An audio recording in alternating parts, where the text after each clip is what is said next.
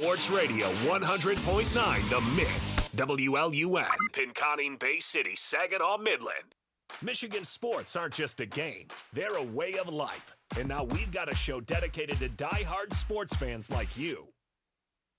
Hosted by a guy who's borderline obsessed with the wins and losses of all your favorite teams. He's crazy. Every weekday morning from 9 to noon, Ben Bosscher brings you the talk that matters. The teams, the stories, and the players you care about most. This is the Ben Bosscher Show, built by Bresky Siding and Building Repair.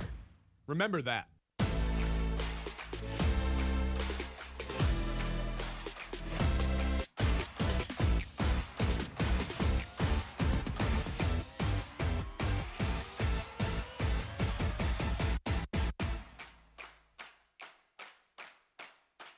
Hello, and welcome into the show, everybody. Happy Wednesday. It is Big Win Wednesday here on this beautiful May Day. We've got a lot to discuss today. Trajan Langdon at his press conference yesterday, he alluded to a couple things about this offseason for the Pistons, what to expect. The Tigers, well, they lost again yesterday in pretty dramatic fashion. We're going to spend the majority of the show discussing that as well, because look, I just have so many issues with what's going on right now, and a lot of it's out of the Tigers' control in terms of the injuries that have stacked up, and you know, I don't want to give up on the season. I'll just say that, because there's going to be a tremendous amount of players that are going to be returning in the near future.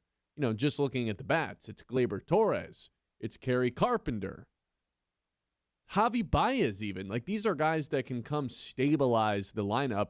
It sure as hell is better than Hao-Yu Lee and Wenceel Perez, Jahmai Jones, Jace Young, Zach McKinstry. Those guys have been awful at the bottom of the lineup. So when these bats do become a little bit healthy, okay, this offense that right now ranks 19th in OPS, maybe they can jump up and be, you know, an above-average offense. I don't think that's all that crazy to ask. And then in terms of the pitching rotation, yeah, obviously it's butchered right now. But going into the year, we thought this was going to be the ceiling-raising aspect of this team. And then everybody got hurt.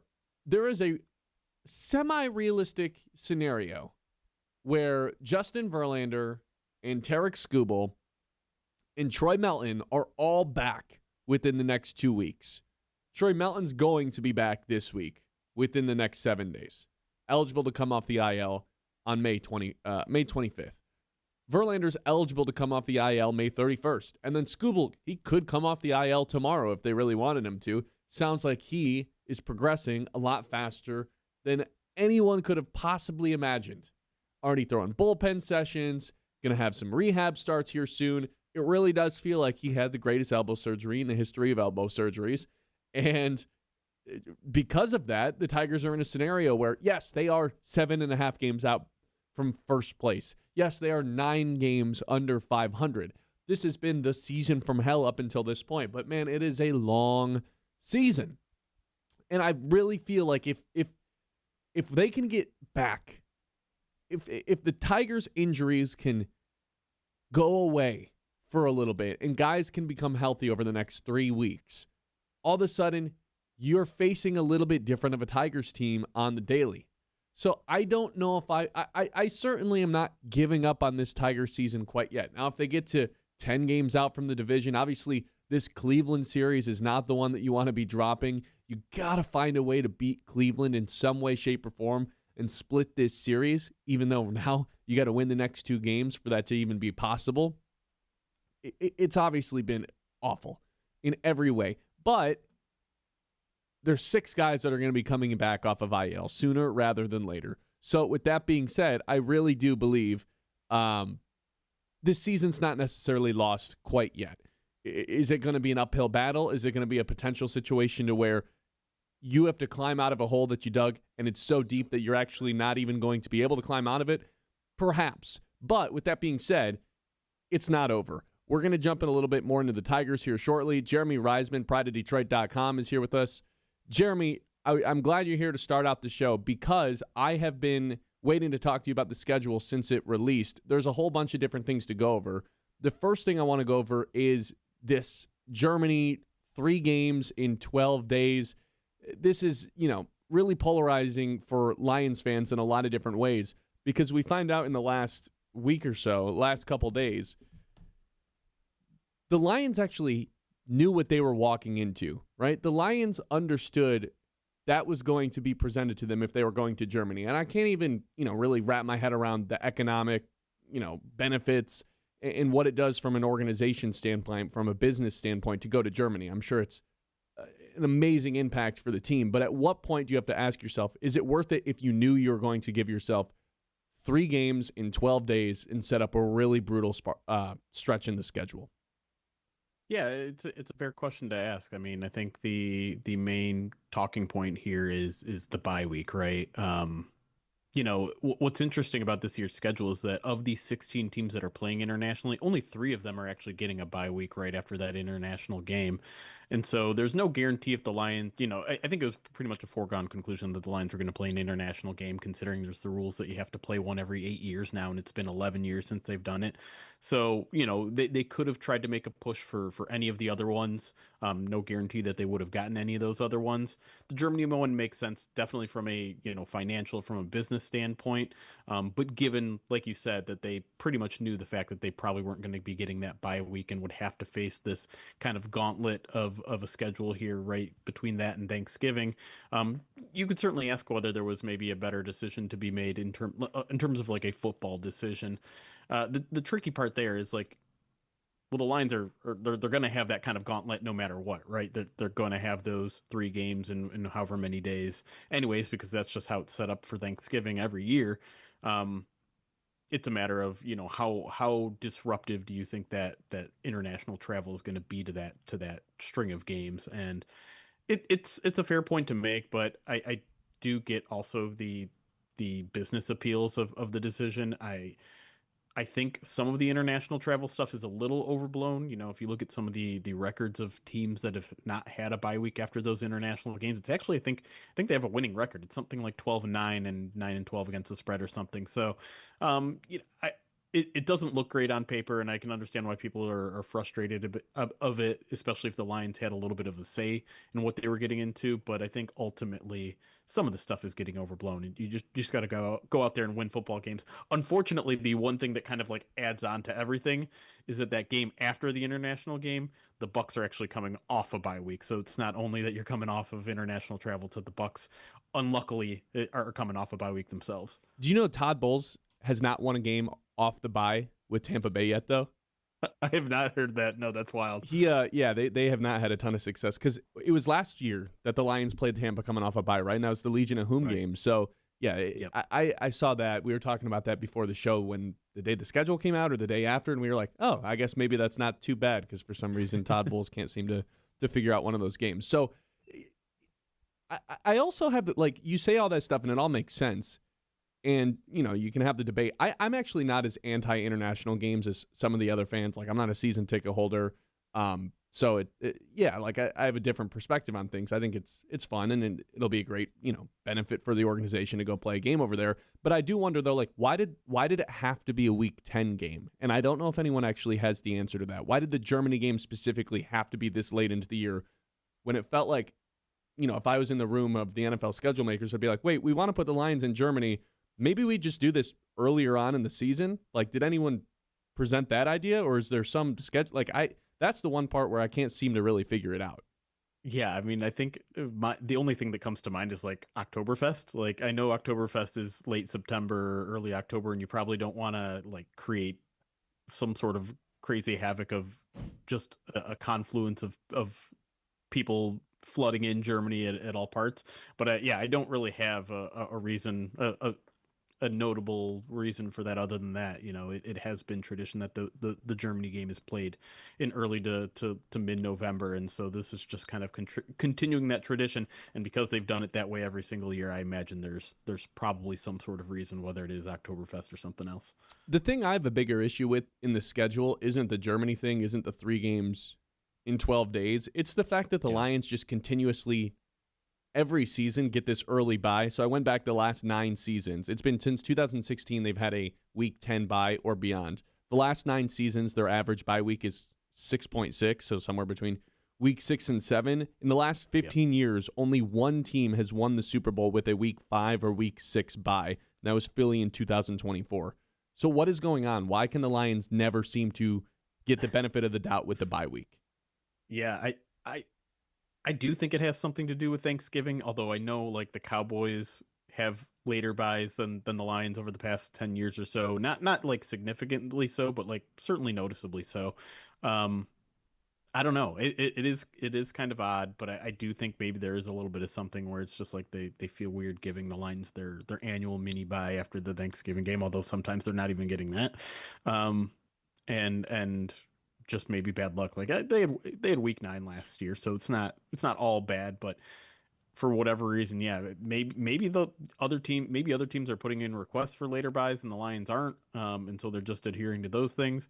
It is certainly a weird statistical anomaly that can at least be partially explained by Thanksgiving, but I think otherwise it's just like bad luck or the Lions don't care or whatever. I'm not here to create any conspiracies because I think the league knows that ratings show that they shouldn't be making the Lions a worse team. People love the Detroit Lions right now nationally, so I don't see any reason to conspire against Detroit in ways that are going to make them, a lesser of a contender. Are you sure? Because that's Lions fans really like to do that once in a while. They really like sure to do that. The trickiest part of the schedule, is it the early bye? Is it the 3 games in 12 days that we already talked about, or is it this looming final month of the season where you have to go on the road 3 different divisional opponents in that final 4-week stretch? What would you consider the trickiest part of the schedule? I'd say it's that, because you're not only playing all 3 of those division teams on the road. 2 of those are in cold weather games. One of those is a primetime game in Minnesota, and even the game in between. Like, I am not counting the Giants Monday night game as like an auto win for the Lions. Obviously, they struggled with that team last year, and given John Harbaugh is going to have 3-4 months of games to kind of straighten that team out in his first year, like that Giants game could be pretty tricky.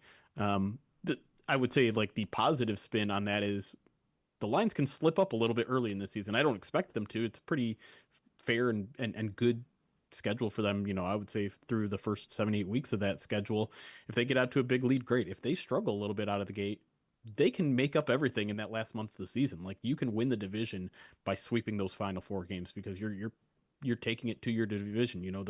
Those games count for 2, as everyone says. So while it's certainly daunting, and even if the Lions do jump out to a big lead, there's a chance that like they lose it. Going up against all those tough opponents in tough environments, it also has the positive benefit of high stakes in a positive way. You win those games. If you're playing at your best, if Drew Petzing takes a while to get the offense going and under his vision, maybe they're really humming by that point in the season, and maybe you have Brian Branch and that transforms everything at the end of the season. So it's a tough stretch, but I think you can kind of really spin it however you want in terms of the importance is undeniable, but the impact could be very positive or very negative.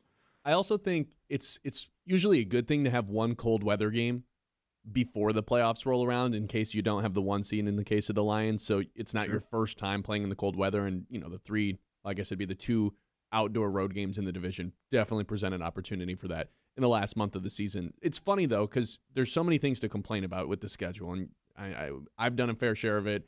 I know you guys on the website, there's pointed things out about, the downside of the schedule. Fans have certainly done it. And then you actually look at the opponent and it's like, wait, this is the easiest schedule in the NFL. Right. So with all the things there is to complain about, you play 5 teams that picked in the top 12 of this year's draft. I went on NFL.com's quarterback rankings from the end of the season just to see how many teams the Lions played.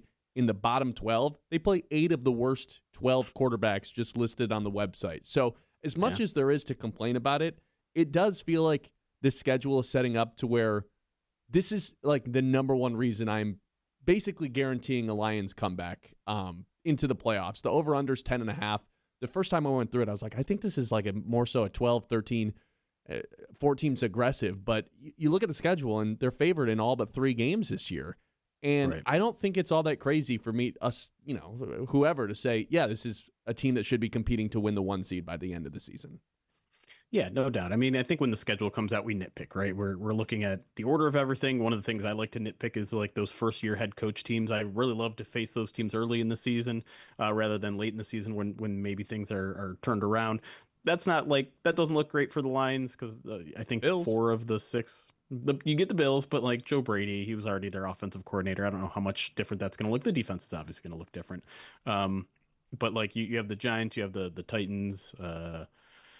I'm trying to remember the other ones, all in the mostly in the back half of the season. But again, like this is all very nitpicky. Like you're just everything is put under a microscope this part of the offseason. But if you really look, like you said, at the overall version of these teams that we're expecting, that Vegas is expecting, that some of their own teams are expecting. One of the articles that are going up on Pride of Detroit today is I'm taking predictions from their opponents. So like everyone does these game by game predictions this time of year. So now I'm going to people who cover the Packers and saying, okay, what do they think they're going to do in the 2 games against the Lions? What do the Titans think they're going to do against the Lions? I'm taking all of those predictions, putting it in one post and like building out a record. And spoiler alert, it's still like 11-5 or 11-6 or 12-5. Like even their opponents are expecting to lose to the Lions more so than they're going to beat them. So I think it's fair to take that step back and realize, yeah, the schedule's pretty darn favorable. The Lions are still a pretty darn good football team,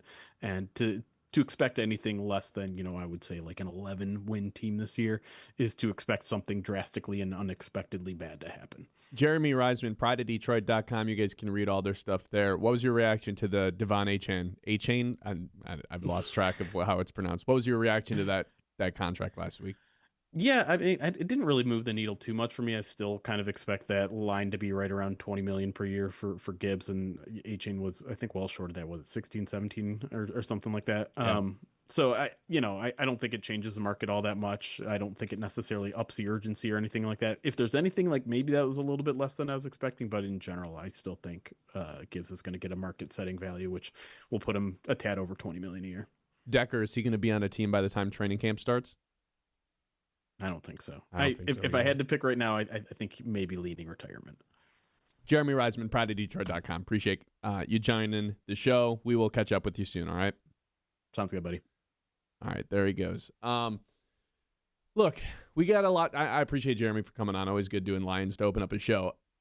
We'll get more into the schedule in a little bit. I do want to dive a little bit further into that Tigers things we were talking about to open up the show, because I'm not giving up quite yet, even though it's about as disastrous as it's ever been. I think there's been a few guys that have made it pretty clear that they are not a part of the long-term plans so far this season, including one guy who hit a home run yesterday.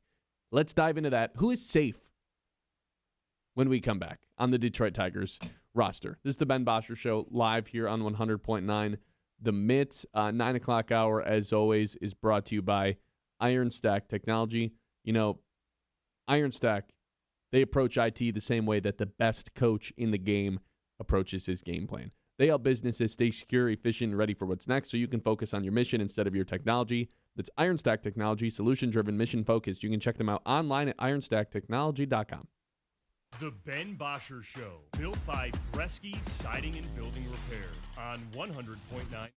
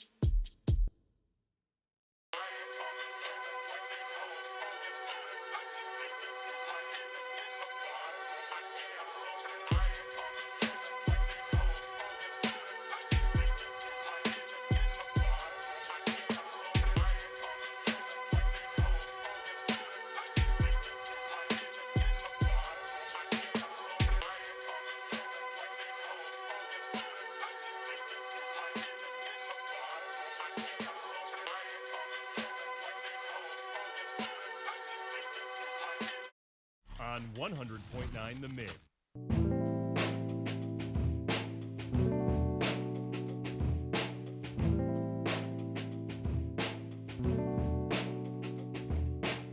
All right, so this Tigers team is now 9 games below 500. We've got a lot to discuss with this team.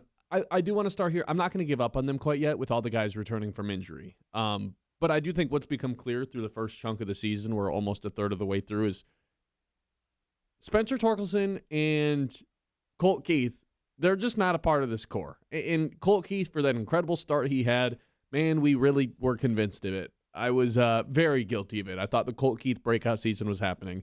It has now been 252 days since a Colt Keith home run. It has been 0 days since a Spencer Torkelson home run. But even with a home run yesterday, guess what? He gets pinch hit late in this game because A.J. Hinch just doesn't trust him out there.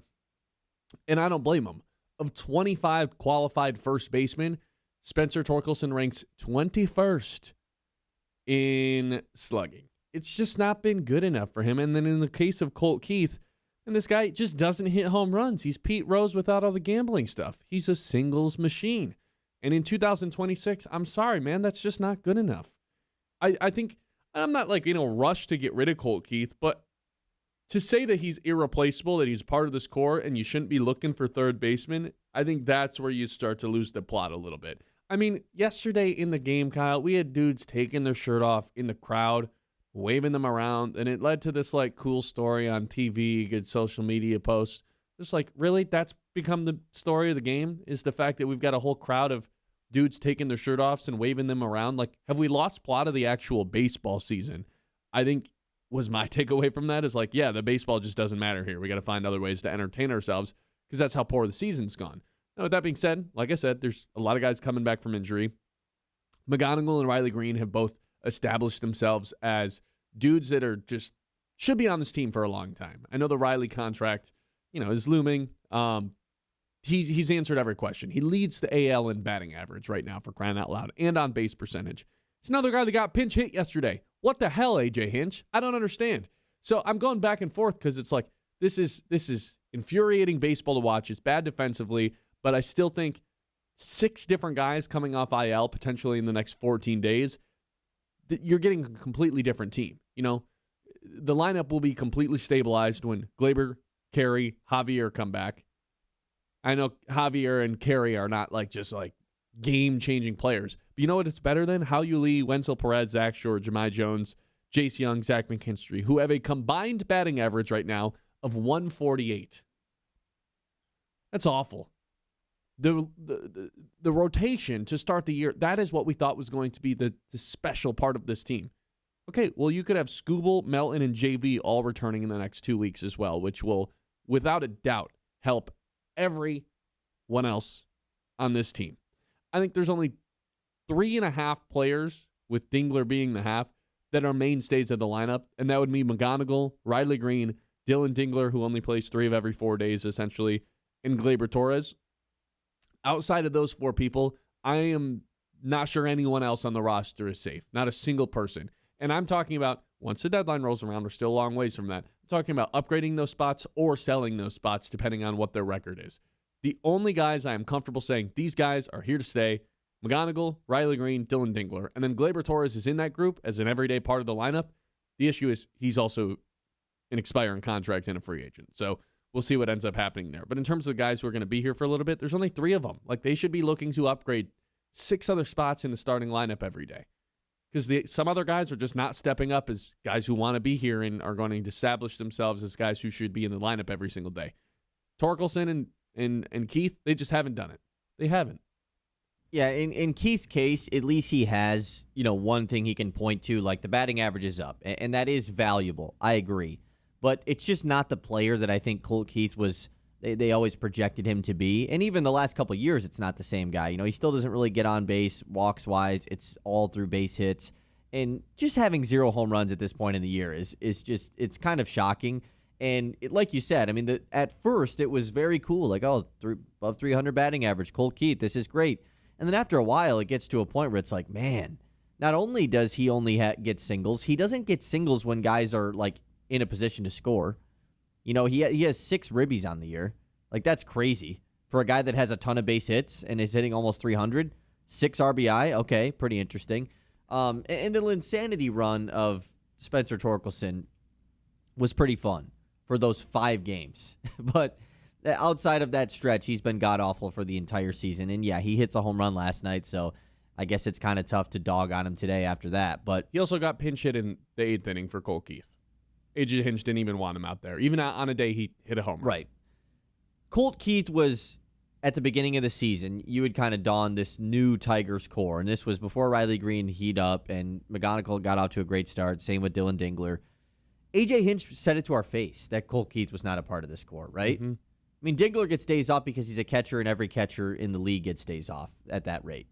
Colt Keith just doesn't play against lefties still, even with the batting average up, even all after everything. And so the fact that AJ Hinch told us early on, despite him getting off to the hot start, yeah, no, he's still just a platoon guy at the end of the day. A platoon guy can't be a part of the core. It can't be a part of the, like, untouchables. He is going to be the third baseman, whatever you want to call it, going forward. Now, there's a world where both of them not being part of the core almost makes Colt Keith a part of it, because if Spencer Torkelson is moved off of, who is your first baseman? Who's the only guy on the team that has any experience playing first base? You're just really hoping Jose Briseño's healthy at some point. Colt Every Keith day I would be check the to see answer. if he's playing. He's not. Colt Keith would be the answer to that question, not Jose Briseño. So then it does become, okay, Colt Keith is playing first base every day. But do you want your first baseman having 0 home runs, which is supposed to be like the power position? Yeah. I mean, yeah. It's grim, to say the least, right now. I think the most disappointing player on the team is without a doubt been Spencer Torkelson, though. Like, how can it not be? Yeah, Even though especially he based has off the the year 7 he home had runs. last year. Like, he might still finish with 20 home runs, and it's just the rest of it just doesn't make up for the every other at bat in which he's not hitting a home run. There's just a lot of Ks, a lot of punch outs. It's just not. He hasn't established himself as a guy I want on the lineup card every single day. And unfortunately, like you said, it's not like Colt Keith has jumped off the page too, even with that high batting average, because you don't want a first baseman who's just single machines. Yeah. Over and over again. It's McGonigal, it's Riley, who again leads the American League in average right now, which is crazy. And then Glaber, who's hurt right now. So I realistically, like, we're so far away from the deadline. I think anything could happen. They're in a position where they could be sellers, they could be buyers. Who knows how this thing ends up playing out by the time we actually get there? Is the hole they have to climb out going to be too deep by the time the deadline comes around? I don't know. What I do know is I think there's only 4 really spots on the team that are completely safe, and that is Gleyber Torres, Riley Green, Kevin McGonigal, and Dylan Dingler. Everywhere else, you at least have to entertain the idea of, well, that position might be a totally different player 3 months from now. Could be. Everyone else, like, whatever, man. I'm not locked into these guys long-term with the Detroit Tigers. That's what I've learned through the first third of the season, creeping up on the third of it. 989-837-6125. How many guys do you think are safe? How many guys are safe on this Detroit Tigers team? I think it's only 3.5. It's 4, but Dingler gets a day off more often than other people, so it's 3.5. This is the Ben Bosscher Show live here on 100.9 The Mid. It's a Wednesday, which means it's Big Win Wednesday. Thanks to our friends at Garber Chevrolet. At 10:15, we're going to give away Great Lakes Saloons tickets, so excited about that one. Show, as always, is brought to you by Bresky Siding and Building Repair. Protect your home with Bresky Siding and Building Repair. The experts who do the job right the first time. Whether you have a leaky roof, storm damage, siding looking tired, Bresky has you covered. Locally owned, trusted, and dedicated to keeping Midland area homes safe and looking sharp. Quality materials, skilled craftsmanship, and service that puts your family first. Don't wait for the next storm. Call Bresky Siding and Building Repair today and keep your home strong for years to come. The Ben Bosscher Show, built by Bresky Siding and Building Repair.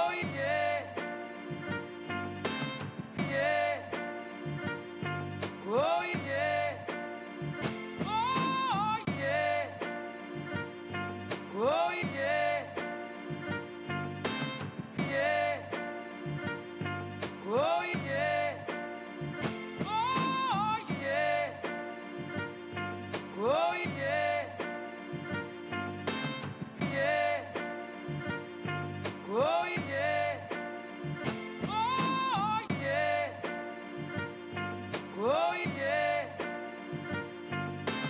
Yeah. Oh, yeah. Oh, yeah. Oh, yeah. Yeah. Oh, yeah. Oh, yeah.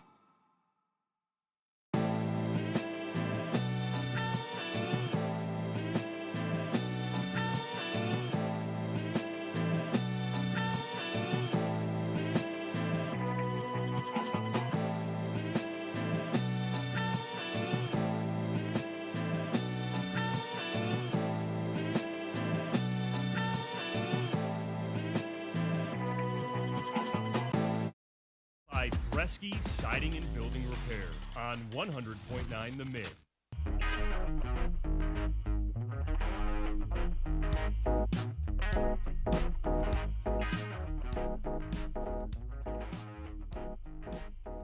Is the Tiger season over? I don't think it is. I'm feeling like, I know they're 9 games under right now, and it's about as bad as we could have possibly imagined at this point in the season.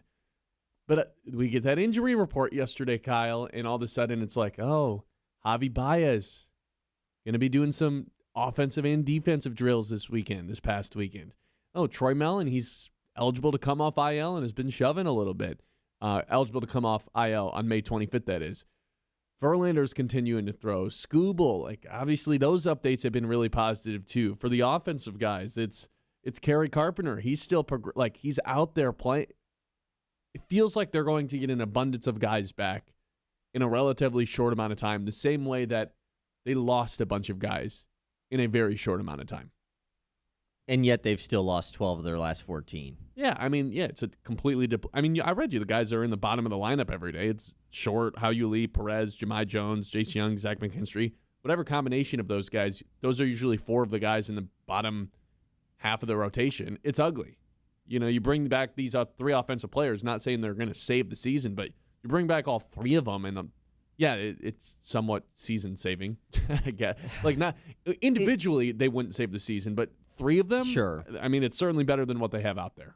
It's season saving from like, oh, they might not be the worst team in the American League this year. But as far as like getting back into a spot where they're going to be in the playoffs, it's just, I mean, the fact that they're going up against a team in first right now comes at a really tough time. We had donned this series like a major pivotal series for the Tigers as far as how you feel about their season, getting back to being first place at some point. You know, if you get 4 games swept by Cleveland, I mean, they're down 2-0 right now. Is there any reason to believe that they're not going to just keep losing? Like, if they get swept by Cleveland, we are in a spot that is just looking very, very grim for them. And you're right in the fact that, hey, if they win these next 2 games, you split with Cleveland, okay. Like, that's not the end of the world with the current team. Then you would be 5.5 games back of first place if you win 2 in a row here. That's not that bad. Like, it could be way worse. So the issue is you are still going to at least finish this series with Cleveland without those guys, and it hasn't gone super well. Now, just returning Skubal in itself, I understand that he is, only playing 1 of every 5 days. But the fact that they still have only won 2 games since he's gone out is just unbelievable. Like, there's just something, I guess, when Skubal is a part of the team that it's not even the games that he just plays in. The team overall just does better knowing that you have Tarek Skubal pitching and hopefully giving you a great performance once a week. So once he returns, then I'm officially going to be like, okay, I feel fine now about them going forward from this point. It's about what they can do up until that point that really matters. And you're right. It's a good sign that some of those guys all of these guys should be coming back before Tarek Skubal does anyways. On the bright side, tickets as low as $10 for this next weekend next week versus Los Angeles. Pretty good, man. It's pretty good. You have a bad ball team, you can get into the ballpark pretty early, or pretty cheap during the summer. Probably not worth it for most the 2 people. worst teams in baseball going at it. Tigers, Angels. I think by the time that Angel series starts, we've got at least 3 of those guys back that we just named. Of the 6 people, I think a week from now we have, basically at least 3 of these guys back between the 3 pitchers and the 3 offensive players. Reading between the lines on the injury updates. Well, and that's when Melton is able to come back, is right in there, so he'll be back. There's like a guaranteed one. Well, Tuesday, May 26th, there's not a pitcher listed as a starter. I guess Well, there's yeah, not a pitcher listed tonight. today. either. Yeah, I mean they have a scheduled pitching by chaos day in the rotation right now, which is pretty tough. I don't know when Melton's final rehab start is supposed to be, but it does feel like he's just the second he's eligible to come off IL, which is May 25th, he's just going to be put on the Tigers and is ready to go. I wonder how quickly he can, like, I wouldn't be totally shocked if he was pitching on May 26th. No, I wouldn't be either. I mean, especially with the way that they've ramped him up. He's made about 4 appearances in rehab now, 1 with AAA, the rest all with Lakeland. So, yeah, I would not be shocked at all if he's immediately thrown into that starter spot. Because also, that starting job wasn't there for him preseason. Like, even if he would have been healthy, he would not have been in the starting rotation. And so now there is that opportunity there. Like, they have to give it to him because, 1, he's earned it. But 2, like, once everyone does become healthy, he's not going to have that opportunity. So give him a chance. Like, what if he's awesome? Then you're going to have decisions to make once everybody is healthy. Which I do think the term once everyone is healthy, I got to just stop saying. Right? I mean, but all 6 of those guys should be back, like, pretty soon. But does that mean just no one else is going to get injured? Like, with the way their season has gone, it's just tough to be like, yeah, they'll all be healthy at some point. No, they might all not be healthy at some point. They might have the whole team injured before that happens. So it leads to the question that we're asking our audience. Are you giving up on this Tiger season? I don't think the answer should be yes. I would hold off on that for just a little bit longer. I think we said 10 games under. If they're 10 games under 500 or 10 games out from the division at any point, that's when it's probably time to start wrapping it up. But honestly, I might bump that up to 12. Like, this is just going to be a completely different team if they have 6 different players returning in the next 2 weeks. And it's not like, you know, they're in this position halfway through the season. We're only a third of the way. There's a chance that based on linking how the schedule falls and injuries coming back, all you have to do is get hot. At some point in the first half, you get to a couple games out from 500. By the time we're at the All-Star break, yeah, you're totally back in it in this division. I'm not giving up on this season quite yet with all the guys that are yet to come back from injury. Even though they're playing like the worst team in the league. Well, and even like you look at the upcoming schedule with the teams that are here, like Baltimore, Los Angeles Angels, Chicago White Sox, like those are all 3 winnable series. The issue is the Tigers have not been able to win any series. So it's just like, can they get those guys back ASAP? Because they obviously need to. It's still super early. I'm with you there. And the division still stinks at the end of the day. Like Cleveland's won 4 straight because they're playing us. So like it's hard to pinpoint schedule, like series on the schedule that they could win when the Tigers are the team that everyone wants to play right now. 989-837-6125. Do you think that this season's over? Is it a lost cause? Or are you still holding out faith that this team can be a playoff team by the end of the year? It's the Ben Bosscher Show. We're live here on 100.9 The Mitt, your dream lawn.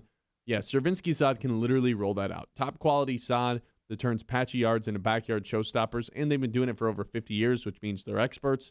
Whether you're fixing a rough spot or redoing your whole yard, Cervinsky delivers lush green perfection. Fast, friendly, and farm fresh because your grass should be greener right now. Don't settle for a bland yard. Increase the value of your home and get the lawn your neighbors will envy with Cervinsky sod. The Ben Bosscher Show, built by Bresky Siding and Building Repair on 100.9 The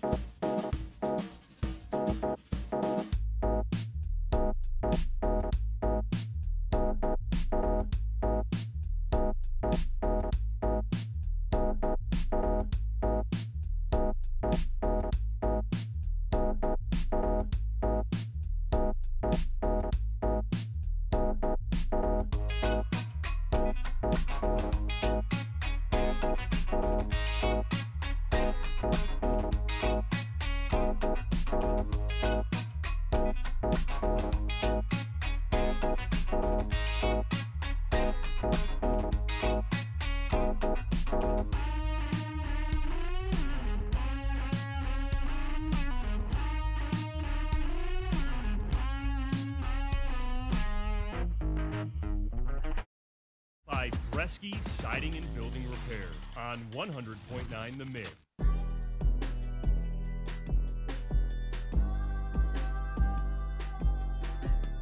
You know, another thing that happened in last night's game, how the hell does Riley Green get pinch hit? When he's just mashing lefties this year, he's been the best player on the team. They pinch hit him late in the game, and he doesn't get an opportunity in the ninth inning to have an at-bat. What is going on? AJ Pinch, what are you doing? This is crazy. I thought we were past pinch hitting Riley Green. It was one thing if it was last year and he couldn't hit versus lefties. Now he's got 360 average versus them.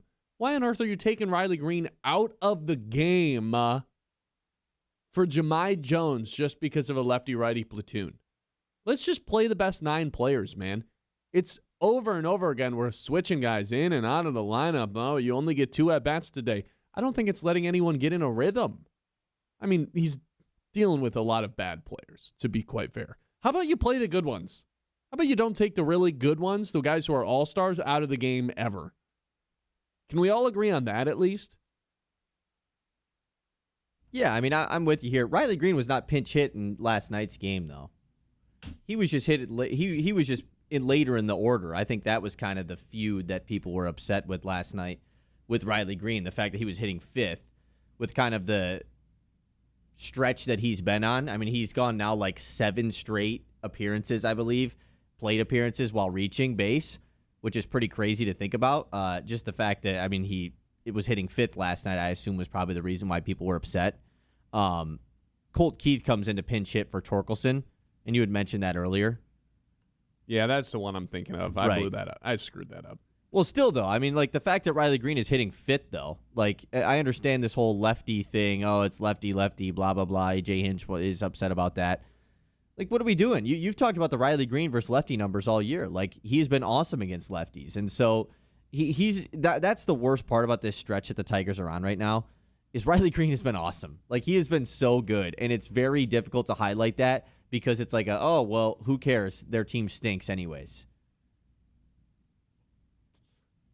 Yet he's been so good, and I guess, yeah, that's what it is. I don't understand why he's batting 5th in the lineup. It's not the pinches aspect of it. Sorry about that. It's the fact that Riley Green is hitting fifth and doesn't get an opportunity in the ninth inning, but instead Jahmai Jones, who's batting third, does. That's what it is. Like, I guess that's the part that's really frustrating. Like, dude's hitting under 200, hitting third in the lineup. That's crazy. We're in the middle of, like, we're almost through May. As It's the May DH, 20th. as the DH, nonetheless. He's under 200 as the DH. Why? What's the point? Have Riley Green in the 3-hole and have him be the DH for all I care, rather than play left field. You know, Riley's the only guy to play every game, too. He's played every single game this year. Every single game. 49 of them, I think it is now. Yeah, 49 of them. And yet, for some reason, he's halfway down the lineup to where he's not going to get another at-bat in the fifth inning or in the ninth inning. That's the part that just doesn't really make sense to me. And I'm having a hard time wrapping my head around what the justification is for that for A.J. Hinch. I've got a fun Jahmai Jones stat for you, which I don't really want to, like, just pile on the guy, but I guess we kind of are. Well, how many hits do you think he has against righties this year? 3? 0. Now, he's only had 9 plate appearances, but 9 is still a pretty good amount. And even against lefties this year in 46 plate appearances, he's only hitting 217. Like, it's not like he has crushed lefties. Last year, he did. And you know what happened to a guy who used to crush lefties, and then when he didn't? Andy Ibanez. He used to crush lefties, and then last year he didn't. He got his chain snatched by Jahmai Jones as the lefty killer, and then he was waived. Like, if Jahmai Jones isn't going to crush lefties, what's the reason for him playing as much as he does? I'm not even going to say, like, he shouldn't be on the team, but, like, he should never get 5 at-bats in a game. You know, that's kind of the one part that it's, okay, why is he getting 5 at-bats tonight? He clearly doesn't have it. When Riley Green's only getting 4. Yeah. Like, what's going on? Look, I'm a fan of A.J. Hinch for the most part. I do think he overmanages a little bit, and I think this year has been kind of a perfect example of that, of, hey, man, I think you're trying to be a little bit too big-brained with this, when in reality, you should probably just play your best 9 guys, put your 3 best hitters in the 3 front-going spots, put someone with a little bit of power in that 4-hole. It doesn't have to be this, like, complex thing. It doesn't have to be, oh, well, here's what the number. How about you just play the best 9 guys? I think we would all be on board of A.J. Hinch doing that. Good old Jim Leland method. Just put together the best dudes and have it be the same lineup for the most part every day. With especially the way it is right now. You know, with the way that the team is just, because I don't even know who the 9 best guys are really right now. At least the first 4 or 5 guys in the lineup every day. Trying to be finicky with a team and a roster that is just struggling right now doesn't really feel like the move. Like, oh, let's pinch hit Zach Short for this guy. Let's pinch hit Gage Workman for that guy. Like, Gage Workman for Zach Short. Let's go. Let's do it. Like, are we really, have we lost the plot a little bit here? That's how I felt about seeing all the shirtless guys in the upper deck yesterday. Have we lost the plot? Really? You're out on the shirtless guys? I think if the Tigers were winning and we're in an actually serious game versus Cleveland with the 1 seed on the line, that's not happening. I think being, 9 games or 7.5 games out from first place. What does that take? If they're a good team, you don't have shirtless guys? Yeah, I think the shirtless guys only happen in the bad stadiums where the fans have nothing else to cheer for, so they're like, let's just have some fun and take their shirts off. If baseball was actually important and mattered, not that it did yesterday because you're so far out from first place, none of that stuff would be happening because people would be way too focused on the baseball rather than traveling up to the top row all to join shirtless guy taking their shirt off. Literally exactly the reason this happened was because it happened at the St. Louis Cardinals game this past weekend, and they had a huge group of dudes up in their upper deck, all shirtless, and they're 9 games above 500. And they came back and won the game that it happened in. So this is just a cool thing that happens. No, it's not. I don't know. It literally did happen. That's the only reason why it happened at Comerica Park last night is because it happened at Busch Stadium. I'm not a fan. Let's just focus on the baseball. Let's try to watch our winning baseball team. This is the anti-fun police here. Well, dudes can't have fun. The baseball team sucks. Give them a reason to have fun. I just wish the reason to have fun was the baseball team rather than a bunch of guys taking their shirts off and waving in the round and making it seem like the game doesn't matter. They're making a joke of the Tigers. Would you rather that or them put paper bags over their heads and mope and be sad at the games? I'm sure those guys had a good time. I'm just not sure it sends a good message to the rest of your fans that are watching at home on TV. Maybe it's just jealousy. It's not for me. It's just like, man, this is what we're talking about on the broadcast now. Really? And I'm fine with them going off script a little bit when You have the to. game. There's 162 games. You have to, but Do you want to talk about Zach Short? Yeah, like not exactly. It just blows my mind where it's like, yep, this was the most fun thing that happened yesterday at the Tigers game. Bunch of guys took their shirts off and waved them around as the Tigers proceeded to lose to Cleveland. 12, Again. 12, yeah, again. 12 losses in the last 14 days. And then let's count the loss to Cleveland in basketball too. Like, Remember, like 10 days ago, less than, when it was like, oh, the Tigers suck, but they still have the third best run differential in the American League. They're only one of four teams with a plus run what's differential. What's it at now? I haven't even looked. -20. -20 run differential. Wow, that's really flipped around. And now Cleveland's at a +20. They were a below 5 or a below 0 team as well. It's a long season, but it's crazy how quickly things can just flip just like that in a 10-day stretch. That's what's worth recognizing. Like the people that are taking the stance of, well, it's a long season, anything can happen. That's true, but it also can be lost so early. Like the season can be lost right now. If you get down in such a deep enough hole that you can't come back from. I mean, we'd be in last place in the East. Being dead last in the East. The season would be over. The season would be over if we were in literally any other division. Yeah. It's tough. Except the West, where the Athletics hold the lead, first place at 24-24. Where do they play? The Athletics, they're homeless. They travel. It's like the Bananas. They go wherever. Oh, except they have a home. Would the Tigers beat the Bananas right now? Maybe. Depends what rules. Are there pitchers on stilts? I don't know.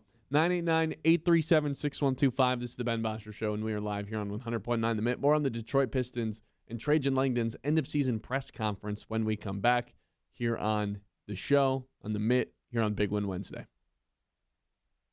The Ben Bosscher Show, built by Bresky Siding.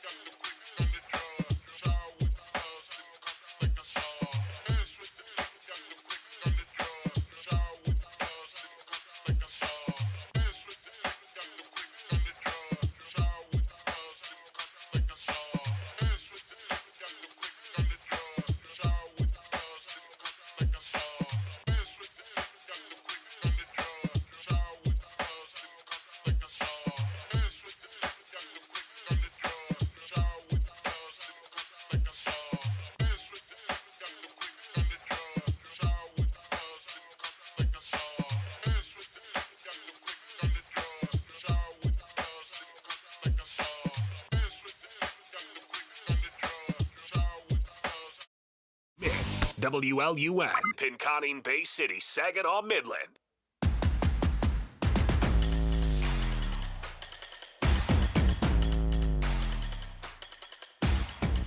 So yesterday, Trajan Langdon has his end-of-the-year press conference. Goes about 34 minutes. And there's been this whole debate over the last few days of whether or not the Pistons season was successful. Obviously, J.B. Bickerstaff after the game says there's no reason to feel disappointed, that lit fans on fire because anything short of a title is a disappointment.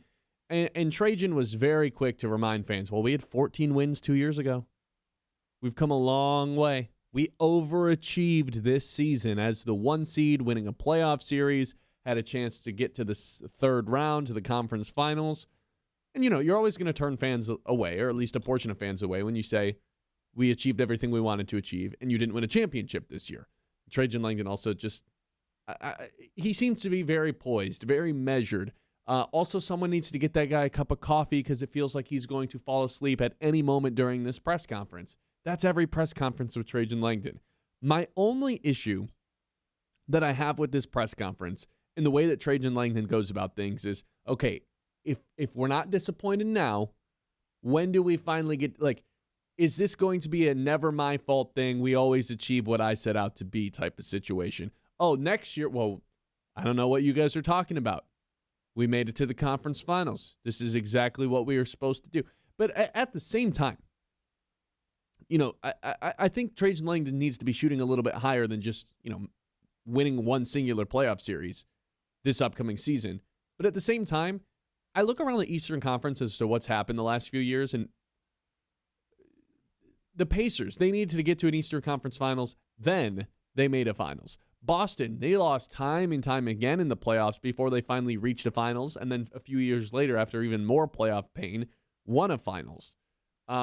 Milwaukee, same way. Milwaukee, I mean, Giannis was getting obliterated by the media every single May because it was like, this guy can't win 3 playoff series He in was a row. up 2-0 in the Eastern Conference Finals the year Toronto won the whole thing and didn't get to the finals. And then just like that, boom, they get it done and win a championship.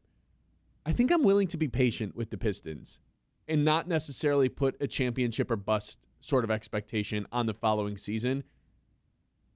But then to contradict myself, I do wish Trajan Langdon would shoot a little bit higher than what he's currently projecting to shoot because it feels like he's really about the baby steps. So what's the right, I guess it kind of aligns. It's impatience, but I think I have every right to be impatient for a city that hasn't won a title in, what would this be, 18 years now. But I think it's the right move to actually be patient with the Detroit Pistons, specifically with Cade only being 24 years old. I'm willing to give them a few years, not just championship or bust this upcoming season. Yeah, and this is what we had talked about going into the playoffs. That's why we didn't, going in, pick the Pistons to go to the finals. Now, once you were there and then they went on a run and it was kind of laid out, oh, Boston lost, it might be the Knicks, the team that you took care of business with in the regular season, then you start to think a little bit, more going past where you initially thought. But we had always discussed, you have to go on some type of run before going on the actual run. You don't just show up in the playoffs and all of a sudden you're in the finals. Now, if you have some 7'12" guy, then you might be able to, and the San Antonio Spurs might be on that path right now. The Pistons don't have that, and you just talked about all these other teams in the East that have had to go on runs prior to going on the actual run. And you're right in the fact that Trajan talks about the baby steps. But I think they might have just taken the last baby step, right? This was the final step before you are now into, okay, we should be expecting going into next year being a championship team. Because going into this year, they didn't. I mean, Trajan literally told us that. They overachieved this year. And I think that is true. None of us thought this Pistons team was a championship caliber team going into the year, right? No. And by the time the playoffs rolled around, we'd at least convinced ourselves that they could compete for one. I don't think any of us actually thought they were going to win the whole thing. Based on the fact that Cleveland is, I guess I looked at this before the game last night. They were plus 2,000 to win the entire thing. Yeah. It's like, and dude, the nobody's Pistons probably beating would have been anybody the from same West. way. Yeah, exactly. But still, if they were in a Eastern Conference Finals, you can talk yourself into, well, if this happens and that happens. But going into the season, no one thought that. So now that they have taken that last baby step, I can actually agree with what Trajan is saying.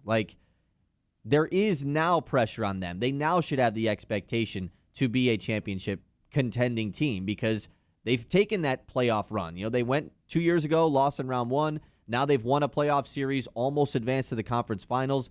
They've gotten some of that experience out of the way. You figured out what guys are going to be a part of this core going forward. Now it's about actually taking the step of being a NBA Finals team. Which doesn't just happen over. I mean, with the case of the Pacers, yeah, it was boom, one run, and then they got to a conference finals. With the Celtics, though, I mean, this is a franchise that we think of as a storied franchise, does things the right way, good ownership, good front office, even though the ownership has changed. It took them years and years and years and years to get to a finals, and then they lost. And then it took them 2 more years to get back and win it all. So I don't think there should be an I think there should be an expectation to be gunning for a championship, but I'm not going to put the pressure on the Pistons next season to where it's, well, if they don't win a championship, they're done. They don't have a window that's closing anytime soon, even though there should be pressure on them every season to go try to contend to win a championship, because this year, I don't think they did that. This year at the trade deadline, they didn't treat it seriously like it was a season in which they could go get it done. I think going forward, not saying you need to go spend a trillion first-round picks on a superstar every year, but you need to be damn more aggressive than you were this past deadline. That needs to happen every single year. You need to make sure you put forth a good effort to go try to win a title every year, because I still think the Pistons are yet to do that. The front office, at least. Even Toronto, by the way, another good example, lost 5 straight years in the playoffs before winning the finals. Now, also, LeBron left the East, so that kind of, LeBronto, that really helped them out a little bit. But yeah, I think that, their approach at the trade deadline this year, I think, is just specific to this season. Because they, even in Trajan's presser yesterday, he talked about they wanted to see how this thing played out. They wanted to see these guys in a playoff situation with this group, and they didn't want to affect the group too drastically at the trade deadline. I think that was just specific to this year. Going into next year, things change. You can take the approach of, we want to see what this group can do. Sure, that's fine. Now that we saw that this group was not good enough to get to the Eastern Conference Finals, the upgrades need to happen. And I think they are. I trust that that's going to happen. Got a text that says, are we ever going to see a Detroit team go all in at the deadline? No team has done it for over 10 years. Which is true. I'll give Brad Holmes a pass because I don't think there is really such thing as going all in the deadline in the NFL. You don't really see stars get moved the ever. McCaffrey trade is one of the most rare ones that happen mid-season. Outside of that, it doesn't really happen. Yeah, but he's totally right in terms of the Tigers, in terms of the Red Wings, who aren't usually in a position to buy anyway, in terms of the Pistons. They just don't want to do it. I mean, Blake Griffin, is that the last big time? That was an off-season trade. Yeah. Or no, you're right. No, that was trade deadline. But, you're right. That but wasn't they weren't all right. in, we got to go win a title. That was, we're moving to a new arena in a few months and need some sort of superstar to put on the side of the building. That's what that was. Yeah, that certainly didn't count. You're right. I mean, and also the baseball and basketball trade deadlines are the most active ones there is. There's always humongous trades made, and neither of them, and both of them have been in positions to make big trades. So maybe next year will be the year. Unless the Pistons just do it this offseason and they're not in a spot to make a huge, ginormous trade at the trade deadline. It's not even about that. That's not even what we wanted them to do this year. It was get a guy who could score that isn't Cade. And instead it was Kevin Huerter, who played probably 8 minutes in the playoffs. It's pretty tough. Yeah. It does lead us to the question of, do they need to make an all-in type of move here this offseason? I don't think the answer is yes, but I'm not going to be opposed to trading multiple first-round picks if it means adding a player like Lauri Markkanen, adding a player like Trey Murphy. That I do think I think there does need to be an external addition, considering everyone else in the East is going to be a heck of a lot better. And this past year was the internal development year. Not to say that those players internally can't continue to develop, but it's not going to be as drastic as it was this season ever again. There'll never be that sort of jump forward. So you need to add and make sure you're adding externally as well, now that you're not adding through the draft every single year at a premium value. Yeah, you have the 21st pick this year. What good is that doing when you're in a Eastern Conference playoff game? Yeah, I don't think you're going to have a guy develop into an all-NBA player like you had with Jalen Duren this year. So I'm on the same page with you there. Chris in our YouTube chat says, could that Trajan Langdon press conference been less inspiring? Dude has the energy level of a sloth. I feel like he's going to fall asleep. If he just genuinely starts snoring during any moment during the press conference, I wouldn't have been surprised at all. He comes in and he starts. What if we did the show like that? We did. Good morning. Good morning. This is the Ben Bosscher Show, live on 100.9 The Mitt. Do you guys think the Tigers are contenders? That's At the deadline? I don't know. The Tigers, they lost again. That's how every one of 7.5. his press conferences is. It's crazy. He really likes to do this into the, like that, that noise. And then he takes a deep breath. And has to really ponder his question. It's like ASMR, honestly. A little bit, yeah. I always watch everything in like 1.5 speed, and you can't do it with him because he's already impossible to understand, and you can't hear him in the first place. So you actually can't listen to him in 1.5 speed or 1.25 speed at all because you already can't understand him. Get him a cup of coffee or something. Good God. Chris also says the press conference was made worse by taking place the day after that awesome OKC and San Antonio game. The Pistons are not within 20 points of either of those teams, but somehow Trajan seems to think they're close. You see someone asked him about it? Someone was No, like, I missed that. Does the Western Conference Finals change anything about you building your team and your timeline? He was like, well, unless we're walking around, unless there's another 7'6" alien up for grabs, I don't think it changes anything we're doing. Wemby's crazy, man. That's a good point. He also alluded to a couple contract extensions, one of which I have a feeling Pistons fans are not going to like. That is when we come back. It's the Ben Bosscher Show live here on the Mitt on 100.9. That is, we talk about having the home court advantage all the time on this show. Well, if your home or business uses propane, the company with the home court advantage is Forward Energy. Since 1925, they've been serving our local community with propane and fuel solutions for homes, businesses, local people, and reliable service. Forward Energy, part of the home team. The Ben Bosscher Show, built by Bresky Siding and Building.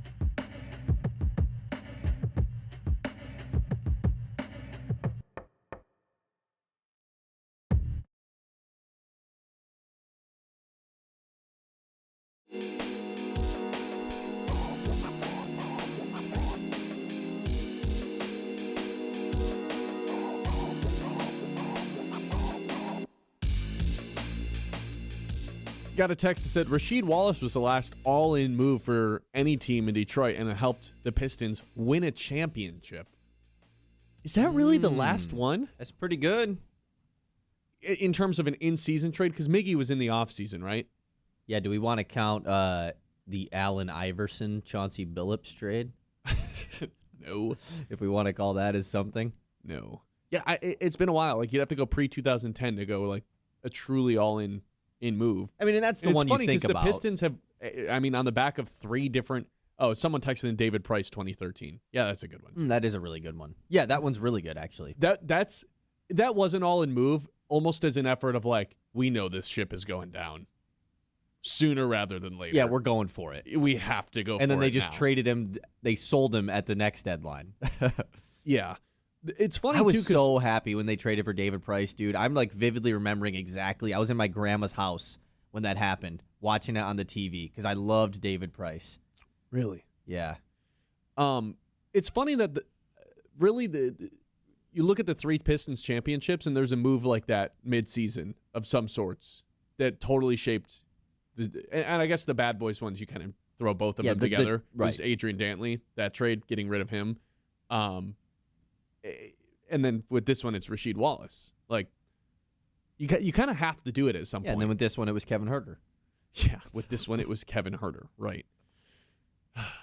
And, like, it doesn't necessarily have – obviously, those ones, you know, you could say they're mid-season trades. It doesn't have to be at the trade deadline. It could be Trey Murphy. You know, like, Trey Murphy could be the Mark Aguirre. He could be the Rasheed Wallace. Yeah. I think there's a pretty good chance it could be. Could be a Trey Murphy situation. Okay. He also said something during the press conference, and someone asked him about this follow-up question, but the first thing – hey – I don't even know what prompted him to do this. I probably should have clipped the audio for the show, but it's such bad audio because he just, talks like this, and we'd have to boost the audio a lot. Basically, like. So essentially what he said was that Asar Thompson and Jalen Duren were going to be pretty expensive going forward, and the options in free agency might be limited because of that. And you do pretty good. Like, that's a pretty good impression. Of Trajan? Yes. Did someone get him a coffee or something? It looks like he doesn't want to be there. Like he's just watching his dog die or something. It's terrible. Even the screenshot that I got on the YouTube right now that I got for this, he looks like he's about to sleep. He looks like he's about to fall asleep. Like he's like a narcoleptic. Yeah. He said like basically straight to our face, Jalen Duren and Asar Thompson were both going to be pretty expensive in the near future. I know a lot of Pistons fans are reacting to that. Like, no, why on earth would we sign Jalen Duren to a long-term contract? Well, the options are you sign Jalen Duren to $30 to $40 million, somewhere in that price range, wide range, but I guess I don't exactly know what that number is going to look like, so I'm giving it a wide range. I'm just warning the Pistons fans right now. That's what he's going to get. Your alternative is letting him walk in free agency, which is just not an option, or a sign-in trade. Tell me the partner. There's a couple available that could happen. I think it's just much more realistic that Jalen Duren ends up back in a Pistons uniform. And to the point I made in the first segment when we started talking about this, I'm willing to give the Pistons a few years rather than like, hey, they got to go all in. Make this all-in trade right now. Like, no, this is going to take a couple more wounds and a couple more failures before you're finally able to overcome and achieve a championship. And I guess the Spurs are kind of putting that narrative to bed right now in the West, but that's a totally different situation because they have Victor Wembanyama, who just looks like the best basketball player of all time. With the Pistons, they're going to need to go through their playoff losses more than just what they already have in order to win a championship. I'm willing to see it once again with this core before I decide it's just simply not going to happen. Obviously, I have, like everyone else, the expectation that, hey, Jalen Duren, Asar Thompson, I don't know if this thing can ever work out with the two of them. I'm willing to see it one more time, though, with more additions like Trey Murphy or Michael Porter Jr., whoever it ends up being, Tyler Hero, whoever it ends up being. I'm willing to see it play out one more time before I'm red line, ready to draw the line. These two guys, black and white, cannot play with each other. Yeah, because it's not just about them, right? It's about everyone else that was on this team. Like, they didn't have a ton of spacing and creation outside of those two guys. If you add much more spacing, you add some more high-volume three-point shooters, then you can use a Sark more creatively on offense. Then the spacing doesn't become that much of an issue. Like, at the end of that Cavs series, when Cade has the ball at the top of the key, like, it is, just take a screenshot of the half-court offense. Yeah, it looks like you're watching a game from the 70s. It's disgusting. Looks like the last time the Knicks won a title. Ooh. Now, if they get to a situation where they try to upgrade the spots around them, they add a guy like Trey Murphy, they add another ball handler, and they do all the things, and you still get to a point in the fourth quarter, it's like, yeah, there's still just a lack of spacing because there's two guys who you can basically leave wide open. Okay, then next offseason, I'm willing to have a conversation about it. It's also easier to trade them when they are making a good amount of money because you can trade for guys who are also making a good amount of money, right? Yeah, unless like a year from now we are like, OMG, this Duran contract is rough. Like dumpable type contract, yeah. That's the worst case scenario. I don't think he's going to be a 10-10. Like maybe he just does the trick or treat thing in the playoffs every year. But I think it's just Julius Randle. Yeah, pretty good in the that's regular like worst season. Case scenario. Terrible in the playoffs. We got Jacob in our YouTube chat says, I don't think Michael Porter Jr. alone would be enough if there were no other upgrades. I'm assuming enough to like win a title is probably where he's going there. I think it's enough to beat the Cavs in a series. I think the East is just going to be pretty, like, way better than it was this season next year with the Celtics and the Pacers being a much better version of themselves. Yeah. And who knows where Giannis Atlanta's is. a team I still am just scared of. Like, I just feel like they are the team that could make a huge move. Until Atlanta has a star, though, I'm less concerned with them. So we saw it in Yeah, playoff no, series. you're right. Once they need to go toe-to-toe with, like, a guy like Brunson, it just didn't work. I don't think they could go toe-to-toe with a guy like Cade. But even like the Knicks obviously are just going to be the same team next year unless they, disastrously lose to the Cavs, and then they're going to have to make a big trade, which would probably make their team better. So, yeah, the East is definitely going to be better next season. I think it's the other teams I'm a little bit more worried about than the Knicks. Even though the Knicks are, like, kind of cruising, I think the disease of more could end up hitting the Knicks in a good way, where it's like everybody's kind of thinking they deserve a little bit of credit. It's a New York market. Everyone's kind of looking to be the star, and then it just kind of self-implodes the team. What if you they see got that happen LeBron? Time and time again? Okay, well, if they get LeBron, then he's like the opposite of Then all of that. am I supposed to root for them? Like, I don't know. First world problems, man. It's tough. That's most of my thoughts from yesterday's press conference, though. For the most part, I think my biggest thing is just like, please wake up, Trajan Langdon. Yeah, take a shot of espresso. I mean, like, my thing with the Trajan presser is just there's no new information. Like, it was just repeated info that he had already told us. And obviously, it's a little bit of a salt in the wound to hear all of the, well, it was successful. This was not a disappointment. This is exactly what we thought this team was going to do. It's tough to hear all that right 2 days after the season ends in the way that it did, getting blown out on your home court in Game 7. But it's all the same stuff that they have consistently said. And so that's the one thing that I'm going to respect about this front office and Trajan is they have been telling us this since the beginning of the season, since last offseason. Like, they are taking a path, and it is on their path right now the way the Pistons have played. They just so happen to win 60 games and be the 1 seed this year, and that kind of made people change their expectations. 989-837-6125. This is the Ben Bosscher Show. We will take a trip around the league when we come back. Dow, proudly rooted in Midland and making an impact all around the world. Innovations that create cleaner solutions for water, safer homes, more sustainable futures. Company built on science but driven by people with thousands of employees who call this community home. Supporting local schools, events, nonprofits because being a good neighbor matters. From the lab to the Little League field, Dow is invested in the places we live, work, and play. Dow, solving with science and standing with community. The Ben Bosscher Show, built by Bresky Siding and Building Repair on 100.9.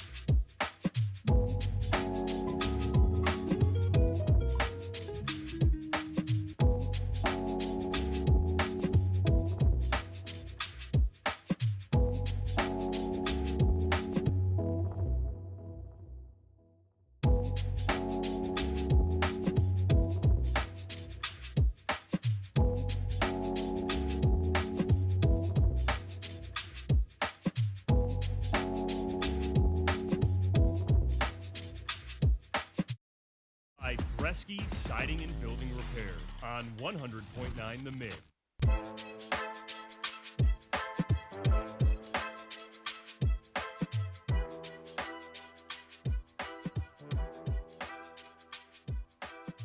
All right, let's run it. Let's take a trip around the league.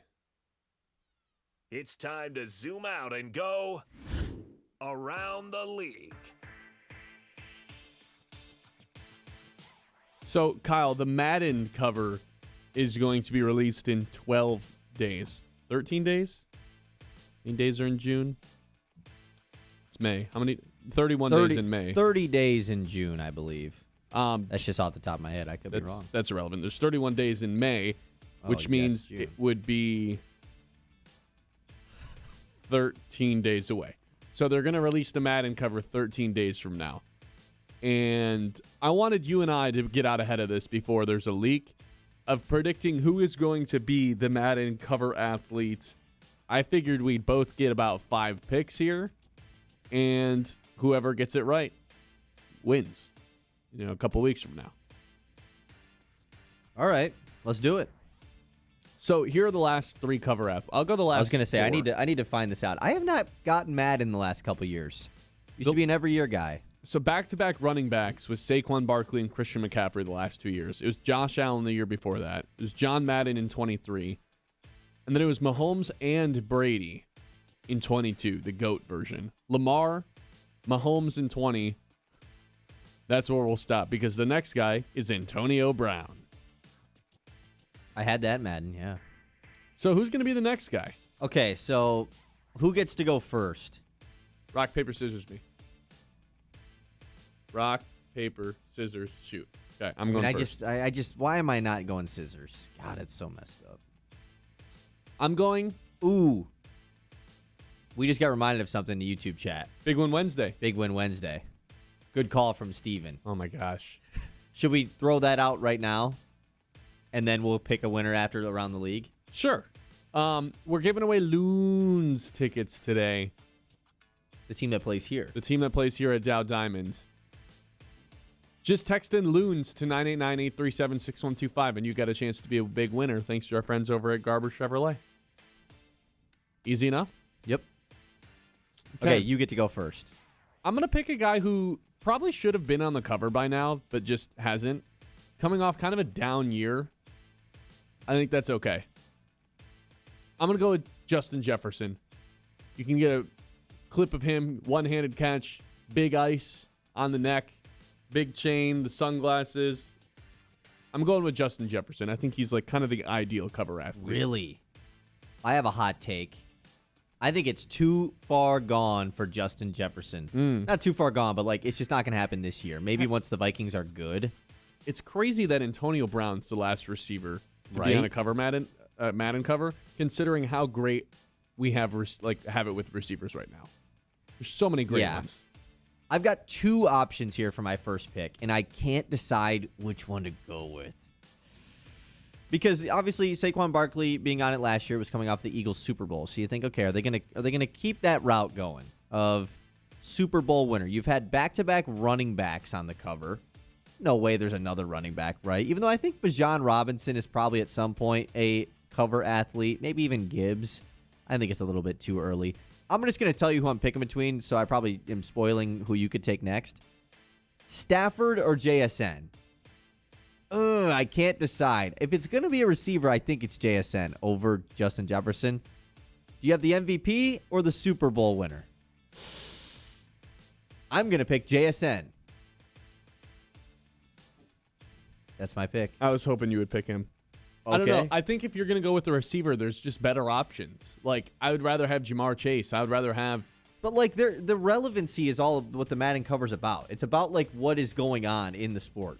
JSN just won a Super Bowl and was the Offensive Player of the Year. Like, that's, over Jefferson. But I look at the last... Jefferson's coming off the worst year of his career. Sure. On the Madden I think cover? Madden athletes, Madden cover stars are about finding superstars. I'm not sure The Offensive Player of the Year is not a superstar. Not in terms of like What? I'm not talking about accomplishments though. I'm talking about like stardom, selling jerseys, all the crazy stuff, the commercials. a guy that you can put as a face of the league type of guy. I don't know if Jackson Smith-Njigba's in that group yet. I don't think he is. So I will go with Matthew Stafford. I think that's a great one. It's a legacy pick. It's the Rams. It's LA. It's a potential Hall of Famer, MVP, guy who's won a Super Bowl before, Sean McVay, appeasing colors. I'll go with Stafford. Yeah, I wish I would have taken Stafford knowing that you weren't going to take JSN. Yeah, Stafford feels like the quarterback pick, obviously coming off the Super Bowl. And it feels like all the other top QBs have gotten theirs. Like Burrow could be a guy at some point. He does have the fame to his name, but I don't think he's going to be on the Madden cover. I have like a sneaky weird one, and it feels way too early to pick it. So I'm not gonna. I'm going to go with, could the offseason stuff really make this not the case? No, Yes. screw it. Yes. You think so? Yes. Because we already had someone say they should put Mike Vrabel and Diana Rossini on the Madden cover. And we have a Taylor Swift on the cover, so good memes in the YouTube chat, guys. I'm going to go Drake May. Okay, that's a good one. I think he's like the young QB. If they go back to the QBs, I don't really know who else they would go with from a quarterback pick. So I'll rock with Drake May. I'll take another quarterback. I'll go with Caleb Williams. Feels right. I think he's a bigger star than Drake May, even though Drake May is better. Yeah, I would agree with you there. Caleb honestly is probably like I probably should have taken him over Drake May just to be on the Madden cover. Yeah, that's a good one. Okay, I'm gonna make my dumb stupid pick here. Okay. I'm picking Myles Garrett, defensive player on the cover of Madden. If they ever were gonna do it, and it hasn't been done since Richard Sherman, now's the time, man. Myles Garrett is at the peak of his powers. They put Peyton Hillis on the Madden cover, man. They can put Myles Garrett on there. So that's my pick. I think you're right that Myles Garrett deserves a Madden cover. I think the fact that he plays for the Browns just really hurts his case. But like I said, they put Peyton Hillis on there. He was a Brown that made it. Yeah, and do you think Madden regrets that one? Yes. But I don't think they would regret Myles Garrett, right? Myles Garrett's like one of the best defensive players ever. And certainly the best in the NFL. Yeah, you're probably right.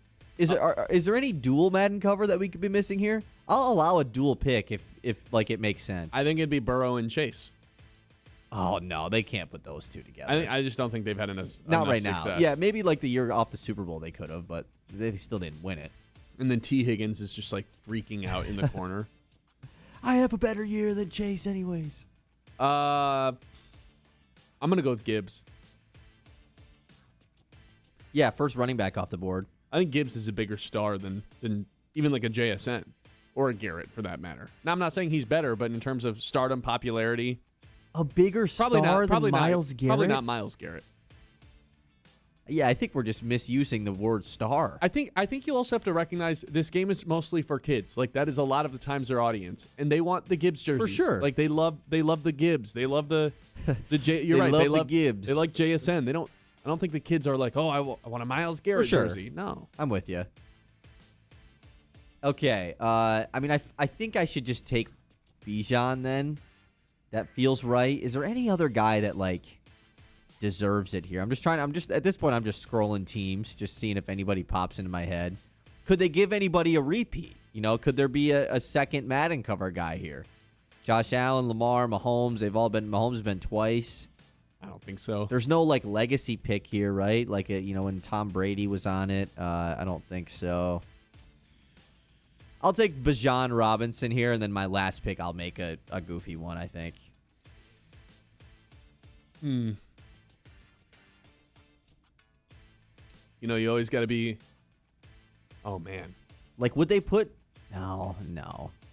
I think we can what go about, more like, than 5 Brock picks. Bowers? Like, would they put a guy like that on the cover? I'm just trying to think of weird young guys. Do you want to go more than 5 picks? Sure. I don't really have many other options left. I'm not gonna lie, but I just had a good one. Ooh. It escaped me. I have a sneaky one. No, but they would have already. No, they can't do that. I was gonna say Aaron Rodgers because it's like, oh, it could be the last year of Aaron Rodgers, but he just announced he was returning back like a week ago. They've definitely already had this figured out. Yeah, so. they've had the shoot. They've had Yeah. everything. Yeah, never mind.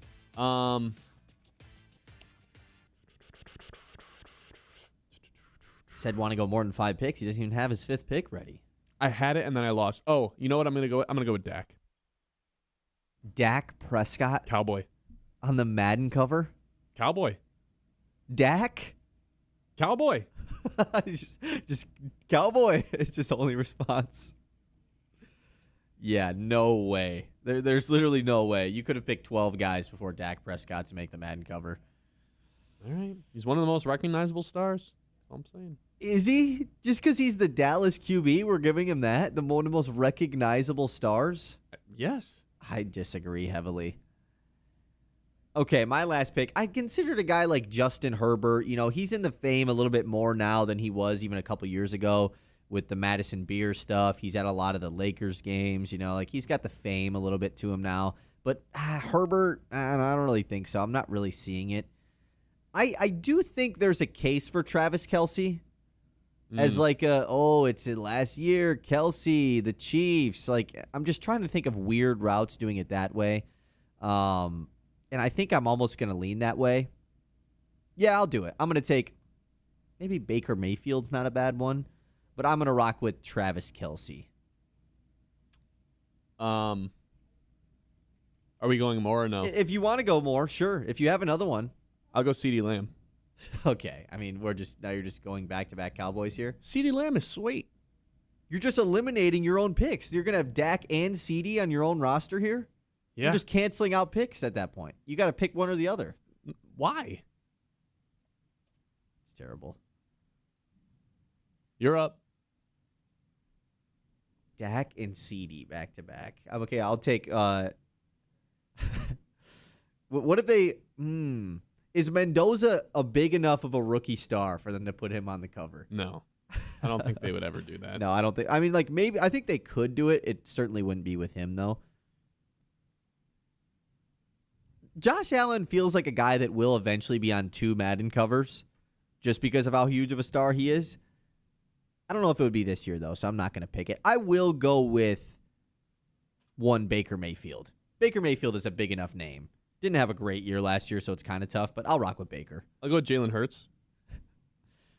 What are you doing? What do you mean? Jalen Hurts on the Madden cover the year after Saquon Barkley was on it? Oh, yeah, good point. Like, do you actually believe pick. that? Bad pick by me. Yeah.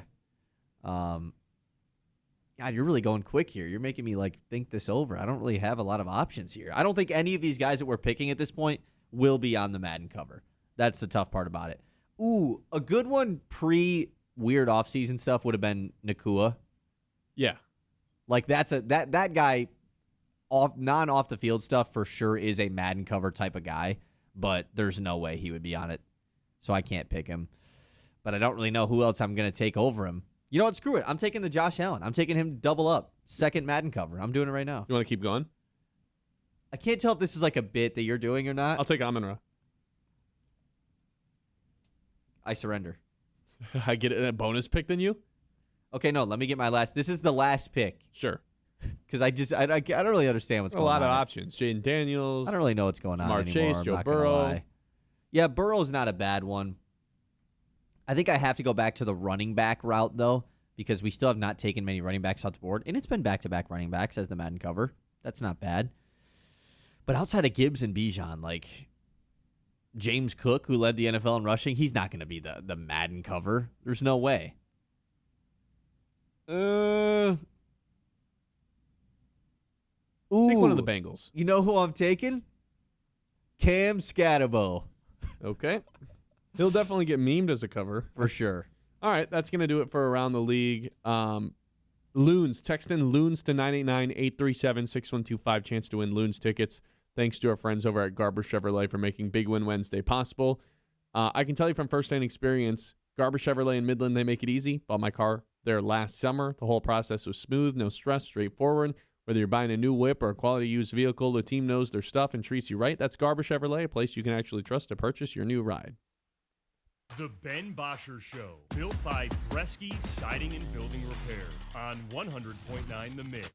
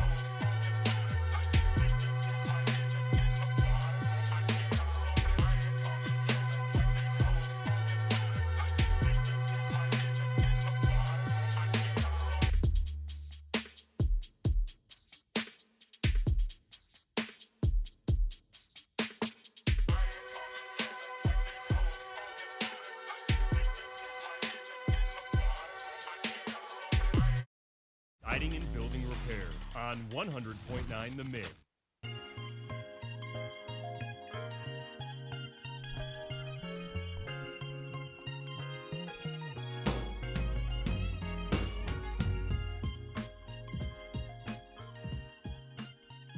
All right, I put out a question over on our Facebook, and I just wanted to get some people's feedback on this. Should the Lions bring back Taylor Decker? He's still available. And it turns out nobody wants him. Oh. If you're the Lions, if you're Brad Holmes, you're kind of taking victory laps on this, right? Taylor Decker's demanding more money, pounding his fist on the table. It's not right. I guess he's not demanding more money, but Brad Holmes basically was like, hey, man, we need you to take a pay cut. He's like, that's not fair. Okay, bye. And no team has wanted to sign him since. Not even for the vet minimum. I got pretty frustrated with Taylor Decker when this all went down because it felt like he still thought he was this, when in reality he was something completely different. I thought he was pretty pretentious with it and thought he was like a Ring of Honor guy, when in reality he wasn't. He had played pretty poorly for a year and a half, which is why I would say, even for a veteran minimum, I would not be bringing Taylor Decker back in any way. Unless you want to be the new Dan Skipper, buddy. But I don't think that's what he wants to do. Yeah, this is a tough one because it feels like that relationship has just, I don't want to say been destroyed, but it's whatever the next thing closest to destroyed is, right? It's like almost shattered, which Yeah. sucks because he was the longest tenured Lion, after Frank Ragnow had left and spent his whole career here and definitely like cared a ton about this team, this franchise, their success, everything. And so it sucks the way that it ended, and it probably just still is the way that it ended. I think it's over. I think that the Taylor Decker Lions saga is done. I believe he's probably just going to enter into retirement unless, like you've talked about, there's a team that in week 4, their starting tackle goes down. Taylor Decker's been working out still. He's staying ready, and then they sign him. So that's probably his only 2026 outlook in the NFL, which is unfortunate. It would have been a lot better if he had just retired normally, and instead going out this way is pretty tough. Brandon says he won't sign with another team. His getting released, him getting released was not to have his payback from his signing bonus. No, that was the Ragnow situation. I think our guy Brandon got those swapped up. Joe says if you sign him, it means a player with a future beyond next year will not be on the active roster, and you are at risk of him being poached. Yep. Corey says, appreciate all he's done, but the O-line has to get younger and move in a different direction. Yep. 100%. I think that's really the only way to think about it. The only way he'd be back is if, like, God forbid, Penei Sewell got hurt. God forbid, Blake Miller got hurt. I knew you were going to say that, and yet I still didn't want you to say it. I almost feel bad and icky saying it out loud to begin with. William says if he wants to take minimal money to move to the right side and still compete with the rookie, sure. Even so. Yeah, that's a good point. That's one thing. Yeah. Another reason why he for sure isn't coming back is because of Penei Sewell moving to left tackle. Like, Decker's played left tackle forever. So the fact that he would have to, because, I mean, if you're bringing him back, you would just think it is to help Blake Miller, right?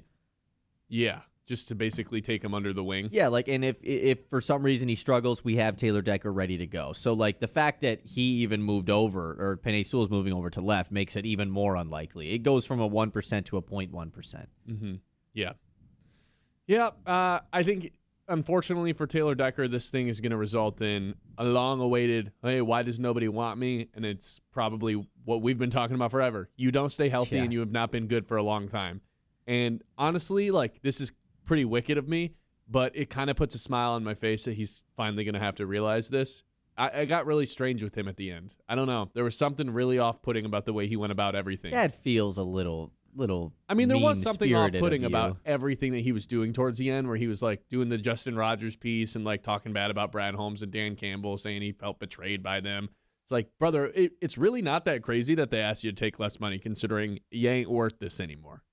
You have not been playing all that well lately. It's a miracle you got a contract extension to begin with in the first place after Brad Holmes' 2021 season. And he just was so hurt. Oh, I can't believe they'd ask me to do this. This is ridiculous.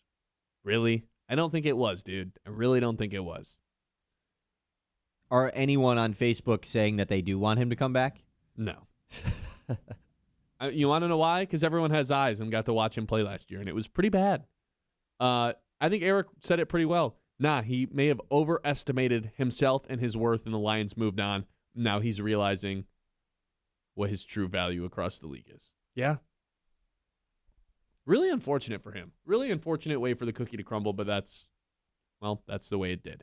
989-837-6125. I'm going to pick a winner here for Big Win Wednesday momentarily. Actually, you know what? We're going to do it right now. Congratulations to Craig. You are our winner.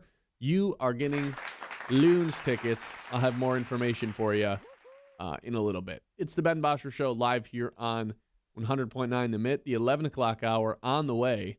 Don't go anywhere.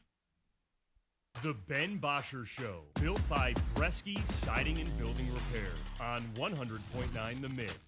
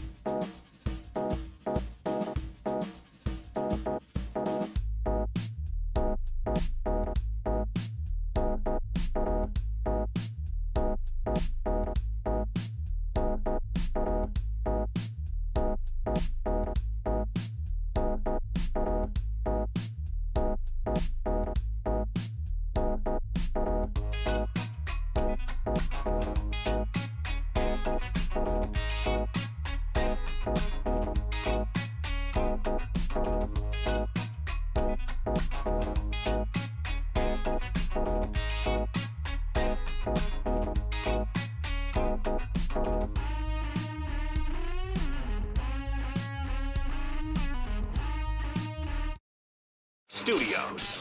This is Sports Radio 100.9 The Mitt, WLUN, Pinconning Bay City, Saginaw, Midland.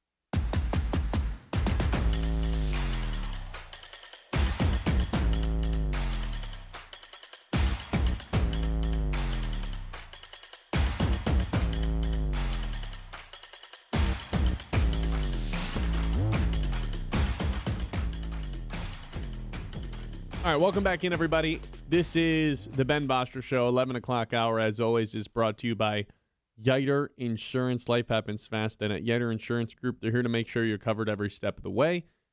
Locally owned and trusted by people in the Great Lakes Bay region. They treat you like family, not just another policy number. From home and auto to business and life insurance, Yiter is the right coverage for every stage of life. Their team makes insurance simple with expert advice and real people you can actually talk to. I'm not giving up on this Tigers season, even though they've lost 12 of their last 14 games, even though they've lost 2 straight to Cleveland, even though it feels like for the life of them, they cannot figure out ways to win right now. The pitching's bad, the hitting's bad, the bottom of the lineup is about as bad as it gets across Major League Baseball, with the combination of guys like Howley, Zach Short, Zach McKinstry is having an awful season. Wenzel Perez is like truly just a god-awful Major League Baseball player. Jace Young has got some at-bats, too. It's really bad at the bottom of the lineup. Now, with that being said, Glaber, Torres, everyday player. He's coming back in the next couple of weeks. Kerry Carpenter, same thing. I know Kerry's been an average player this year, 750 OPS. He still hits home runs. They need some spark in the lineup. Even when he is striking out, he'll get hot at some point and hit home runs. They need that guy. And then Javier Baez, yeah, there's been a lot of bad with Javier Baez. He's having a fine season before he got hurt. It's at least someone to give the Tigers some at-bats that's better than all those other bozos I just named, who, by the way, all those guys have a combined batting average of 148. So I think Javier Baez could perform a little bit better than those guys. I mean, he's shown that he can, so I'm totally with you there. Yeah, that's the worst part. Even when we talked about this with Chris, like the most depressing part of this team right now is just looking at some of the names that are on the pitching staff and in the rotation that are getting run. It's been a frustrating year for this team with the injuries, but seeing Zach Short, and nothing against Gage Workman, but like, did we think Gage Workman was going to play on May the 20th? No, I didn't know who Gage Workman was at the beginning of the year. You know, like Zach Short's name coming back. Oh man, Jace Young was here. There's just been a lot of turmoil with this team based off of the injuries. So I think it's fair to have a positive outlook, because it's very difficult to have anything that is positive with this team right now because of how bad it has gone. I will say, though, like, what if they just get swept by Cleveland? Are you still not giving up? I know you said your number's 12, but like a 4-game sweep to the team that's in first, that would be 14 of their last 16 loss. It'd obviously be bad. I think the saving grace, though, is like, it's you play in a division in which Cleveland, as you told me yesterday off air, Cleveland's just going to finish 5 games above 500. They're hot right now. They're going to finish 5 games above 500. Just what they do. You're still in a situation to where all these guys come back, and if you just play, 55 baseball, 555 baseball the rest of the way, a little bit above 500, like you're going to get yourself back into contention because there's so much game left. There's so much game left. You just have to win 6 of every, not even. You have to win, I don't know what it would be, but you have to win 5 or 6 of every 10 games, and you're going to be competing to win this thing by the end of it. That's all it is, right? Yeah. Win 12 of every, win 11 of every 20 games, and you're going to be in a position where you can at least try to compete to win the division by the end of the year, and hopefully actually play like a damn good baseball team once Skubal, Mize, Melton, and Justin Verlander are all healthy. Like, we still haven't got the full pitching rotation in full what we thought it could be at the beginning of the year, which was a World Series contending rotation. We haven't seen that at all this year. Yeah, good point. Like, we literally didn't get to see it one time because Verlander was out so fast. And the one start he had was god-awful. And then everybody else got hurt. And hopefully Melton can be an upgrade over Jack Flaherty, and then can send Jack Flaherty either to the bullpen or to outer space. Which we're going to be seeing some Jack Flaherty here pretty soon. I think between those 6 players, the 3 pitchers, and the 3 hitters, all potentially coming back in the next 2 weeks, like, I think there's a chance that we see a completely different version of the Tigers right now versus what it looks like 2 weeks from now. which gives me some sort of hope as Sure. the season progresses. And it started to come back a little bit, right, with the return of Casey Mize, who was pretty good in his debut. Will Vest is back. Like, they're already starting to get some of those guys back. So that feeling of like, oh, is this ever going to end? It's starting to end a little bit. And like you said, hopefully all of those names we've been talking about today will be back prior to Tarek Skubal returning, and that's the big one. You know, once he is back, you feel like, okay, they might actually be able to go on some type of run. It's just about surviving until you get to that point. Gary says, we need our clutch hitters to perform. We are 12 for 98, which is a 122 batting average, with runners in scoring position in our last 14 games. Skubal and Melton can't help with that. Yeah, I mean, that tells you why you're losing a bunch of games right there. Skubal and Melton can't help with that, but they can put them in better positions to where they don't have to always score with runners in scoring position. And every single time they get runners in scoring position, it's so vital that they punch them home because the opportunities are so limited. Skubal and Melton are back. Maybe you're expecting to be in, hold teams to under 3 runs per game, in some of those contests. And then all of a sudden there's not as much pressure on the offense. Even though the Skubal run support stuff, those are just stats that I'll never really fully understand why they can't score when Skubal's on the mound. And yet they still win a ton of games when he pitches. Yeah, except when they're in the playoffs. Look, I think I'm more optimistic towards the offense coming back because the offense actually hasn't been that poor as a whole, even with the atrociousness that's the bottom of the lineup. They're 19th right now in total OPS, which is not great. But considering like Riley Green's been the best hitter in the American League average-wise, and McGonigal's been McGonigal, who's been the second best rookie in the American League, if they can add Glaber and Carey and Javier back and they're all versions of themselves that we're used to, I think you can creep back into a top 15, top 13, top 12 offense. And that's really all we've ever asked for with this group, right? Knowing that the pitching staff is going to be what it was. And the pitching staff obviously has to get healthy as well, but it's the combination of losing both is why things have gone so sour for this group. But yeah, I mean, those guys that you talk about at the bottom of the lineup, hypothetically, are gone in this situation. Gone from being everyday guys in the lineup.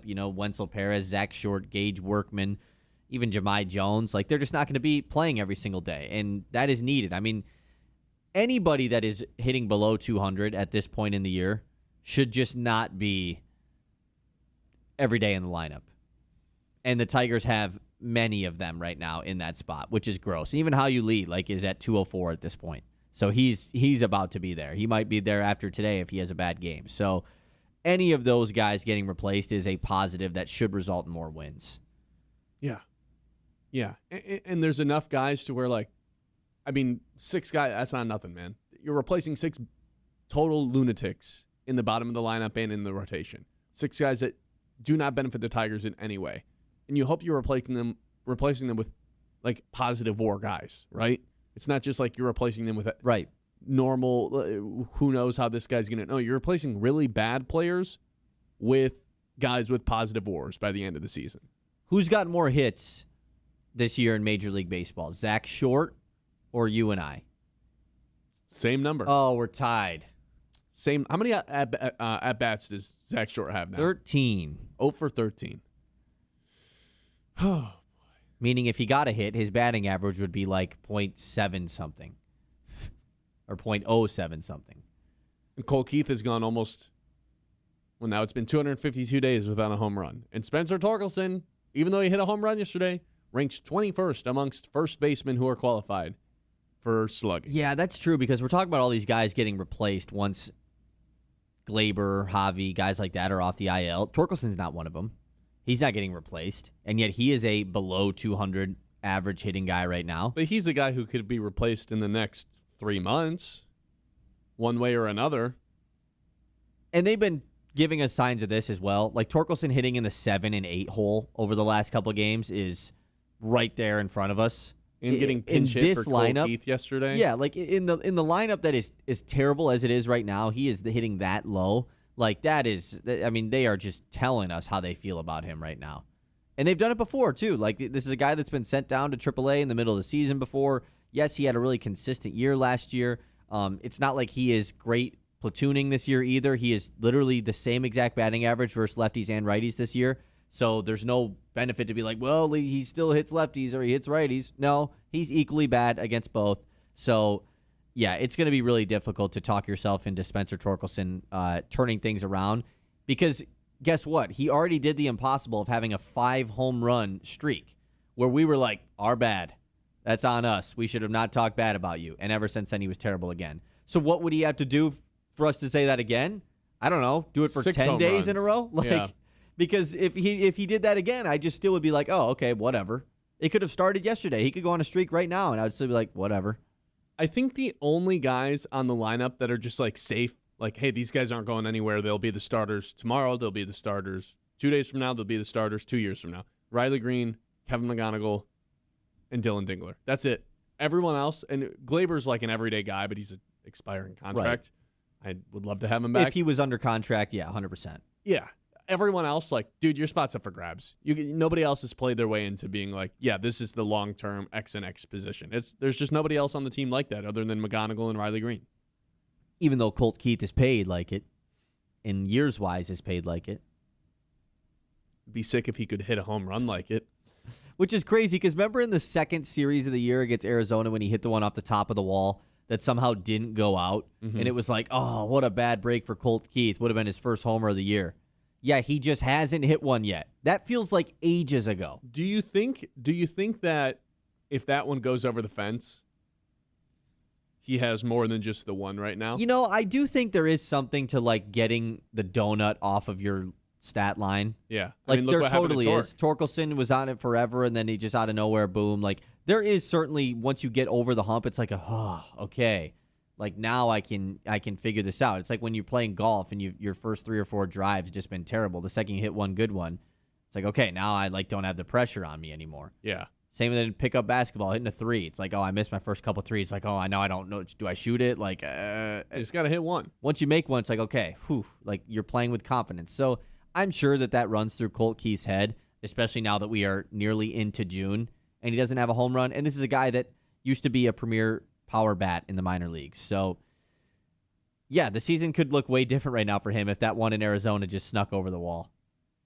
989-837-6125. Already told you the 11 o'clock hour is brought to you by Yater Insurance. Hey, quick heads up for all the parents and athletes out there. If you've got kids getting ready for spring or summer sports, Great Lakes Spine and Medical has you covered with sports physicals. They make the process fast, easy, stress-free, no long waits, no bouncing all over town. Plus, you're not just checking a box. Their medical team actually looks at the overall movement, flexibility, and injury prevention to help athletes stay connected all season long. Whether it's school sports, travel teams, or rec leagues, Great Lakes Spine and Medical is a great local option to get it done right and on time. Appointments are easy to schedule. Get those physicals done now and be ready for game day. The Ben Bosscher Show, built by Bresky Siding and Building Repair on 100.9.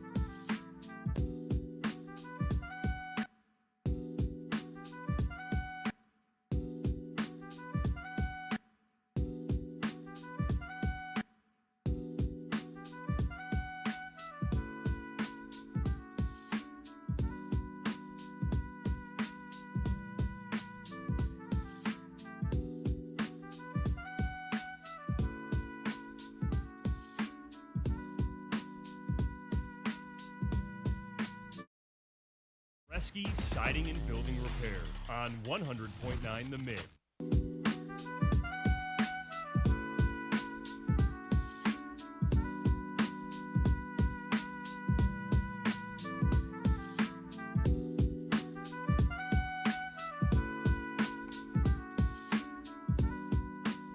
All right, welcome back in. This is the Ben Bosscher Show, and we are live here on 100.9 The Mid. Trajan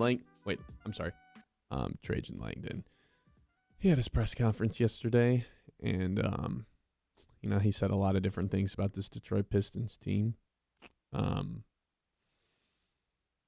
He said he expects Ausar Thompson and Jalen Duren to both be traded, or both be expensive in the near future. A little too fast. Oh, I'm sorry. Yeah. You need to slow it down a little bit. Let me try one more time. Sorry. Ausar Thompson and Jalen Duren, both going to be pretty expensive in the near future. We just want to make sure that we're taking our steps. We're going to assess every way that we can improve this team, every opportunity that we can. Pretty good. Sounds like you're really excited to be the GM of the Pistons, man. That was pretty good. Sounds like you are really fired up about this offseason.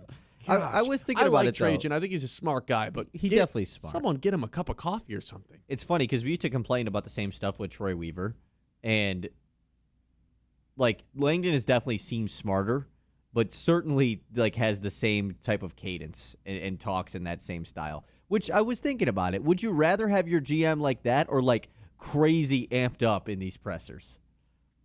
Brad Holmes? What would you I think rather Brad have? Holmes is kind of amped up in pressers. Yeah, I think Holmes is like that. Yeah, you're right. You'd definitely rather have it like the Holmes route. I wouldn't say Holmes is ramped up, but he's engaging. He's willing to have conversations, not just sit there with a gun to his head and not wanting to answer any questions. It's part of the job, man. I know a lot of the GMs don't want to sit there and waste 30 minutes answering questions, but guess what? It's part of the job. You got to do it. So do it. Don't act like you want to die in the middle of it. I like Trajan. I think he has a good plan.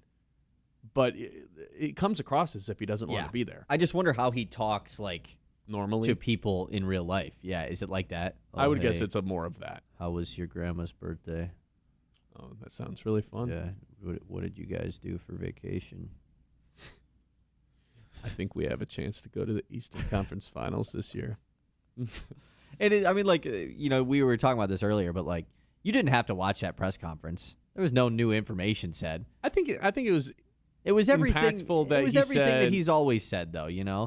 Sure, the Ausar Thompson, Jalen Duren stuff is interesting, and it's also interesting the fact that that it was reported on before this press conference that they want to sign Ausar to the rookie extension this offseason, whereas the previous offseason with both Duren and Ivy, they passed on both of them. And you know what that tells me? They're pretty damn confident that Ausar Thompson is going to develop some sort of offensive game this offseason. This year, yeah. And they want to do it before it happens. I think that tells me they like his work ethic more than they liked Jalen Duren and Jaden Ivey's last year. I think they really I don't think that's has anything to do with the fit. You take those three situations individually. Jalen Duren, Jaden Ivey last year both due for contract extensions. Ausar Thompson due for one this year. They want to give one to Ausar, but they didn't want to give one to I think that's purely a work ethic thing. What do they like about this guy from a personality standpoint in terms of a long-term fit here? They clearly see something in Ausar that they want him to be part of, and with Jalen Duren, they decided to wait. And I think Jalen Duren also was part of that, wanting to wait, betting on himself, and it was the right decision for him. Exactly. It would have worked out for the Pistons if they had signed him to an extension. And I think the stuff with Ivy was a little weird just because he was coming off a major injury, and the Pistons were really good when he went out. So it was just a tough situation to be okay, he hasn't played. We started on a big run without him. We probably shouldn't pay him. It didn't really make sense for Ivy to get paid either. Obviously, looking back, he would have probably enjoyed it too. But yeah, for Ausar, it's a really good point to say that, okay, you expect the contract to look good a year from now if you sign it today. We are confident that this will be something that we are thank God we did that. Now, Ausar Thompson could be thinking the same exact thing, and that's why him and his camp are probably I don't know. Maybe I kind of want to wait to hit restricted free agency and get a bag then. But if you're the Pistons, where does that rank on priorities for the offseason? Because it's not something that has to get done, right? He's gonna be on the team next year no matter what. I would say pretty high. Is it in the top three? Is it prioritized higher than getting it the number 2 scoring option for Cade? No, Of course I not. don't think so. Is it prioritized higher than figuring out the Jalen Duren contract? It really can't be. It literally can't be. Yeah. So I guess it's third And then, by default. getting another creator, getting another guard is with the Stewart situation, you moving him. I think that there's some other stuff going on, but it's probably the third biggest thing. If they really are, true to actually wanting to get it done. Yeah. It makes sense. I just think it's intriguing, though, that we never really got a whiff of Jalen Duren getting a contract extension last offseason. It didn't even feel like they were close. And now Trajan, at the very least, is willing to talk about it openly at a press conference. That is interesting to me. Sure. And it's the only thing that was interesting out of that whole thing. Even Gary says, your home team just lost a gut-wrenching Game 7. Look for some answers and enthusiasm for next season, not a eulogy at a funeral. Yeah, I guess that's what probably made it worse, was the way that they lost. And then for him to just be it literally felt like a funeral. It felt like he was doing the press conference 2 minutes after the season ended. That's how that was down his bad he was. reaction to the game. And it's like that every time he has a press conference. But he made it pretty clear, we achieved everything we wanted to achieve this year, plus more. We won 60 games. We won a playoff series and then had a chance to go to the third round. All right, man, you get to do that one more time, though. You don't get to do that I did everything I set out to do and to not take accountability again. This is the last time you get to do that. I agree, and I think he recognizes that as well. I think this was widely considered internally for the Pistons the final year of okay, this is we're going to get some experience year. We're going to win a playoff series, this and that. We're going to win at home finally at LCA in the playoffs. Getting those box checked was priority number 1, which if that frustrates you as a fan that it wasn't winning an NBA championship, then sure. But the Pistons were consistent with that mindset, and so I do believe that the mindset's going to change now. They are going to go into the offseason and into next year after they make moves of, okay, we're not doing the baby steps thing anymore, because the last baby step, I think, was just taken. I do think that they need to, rather than development year, we're going to see what we have in the core, because that was this year. I do think they need to attempt to win a championship every year going forward, but I don't think it needs to be so much pressure on them to do it next year. It's not next year bust, because look at what happens with the Celtics. Look at what, they ton of playoff eliminations. Finals appearance, more playoff elimination before they finally got one done in 24. The Giannis and the Bucks, that guy got eviscerated. He was winning MVPs, but he never can actually get through the playoffs because he can't shoot. Then they did it. The Pacers, they went to the Eastern Conference Finals before they went to the finals. It happens time and time again. Whoever wins this playoff series right now in the Eastern Conference, whether it's the Knicks or the Cavs, years and years and years of Knicks playoff were in the conference losses. Finals last year. And the Cavs have been lost in the second round 4 straight years. Yeah. You got to go through it. So for that reason, I'm willing to be patient, but I need to see an active pursuit of a championship every season. It can't be like this past year where it's just we need to see what we have. Sure, because you need to go be a little bit more aggressive at the deadline, because if you were this past year, I think you'd be playing in this series. Not to say that you'd win it, but I think you'd be playing in it. Because even the teams that you just mentioned, they've made some major moves over the last couple of years to get them to this point. The Cavs traded for Harden at the deadline. Yeah, I know he hasn't been awesome in the playoffs. That's James Harden. But that was a huge trade to make. The Knicks have made many big-time trades in the last couple of years to get to the point that they're at. And so, yeah, if you want to compare the history of teams going to the first round, second round, conference finals before actually making that final leap to the NBA Finals, where anything can happen once you get there, you also have to compare the moves that they have made, and the Pistons obviously haven't done that yet, but I believe, and I'm hopeful, that that's going to start. Right? Maybe I don't believe it, but I'm surely hopeful. I'd be shocked if they didn't have this offseason add a starter. I'd be shocked. A new starter. That's probably the best way to put it. Yeah, a starter, because we don't know if it's going to be an all-star caliber player or not, but a starter on this team that was just a 1 seed and 60 wins is a pretty damn good player. 989-837-6125. Hey, Michigan, do your eyes feel itchy or irritated or dry all day? That's not normal. Mid-Modern Eye Care and Dry Eye Clinic specializes in dry eye treatment that actually works. If your eyes burn, water, or feel tired from screens, they can help you get real lasting relief. From advanced dry eye care, exams, glasses, and contacts, they've got you covered. Stop dealing with discomfort and start seeing clearer again, seeing comfortably again. See better, feel better. Mid-Modern Eye Care and Dry Eye Clinic next to Kroger in Midland. The Ben Bosscher Show, built by Bresky Siding.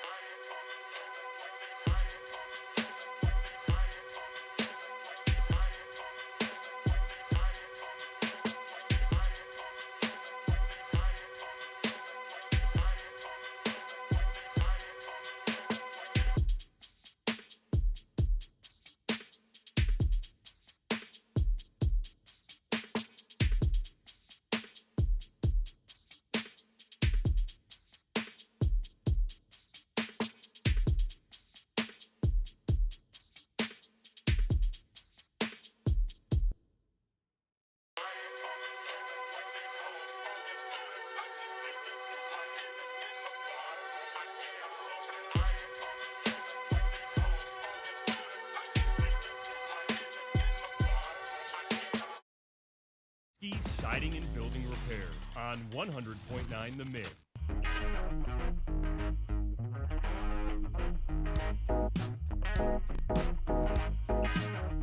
Half hour left in the show today.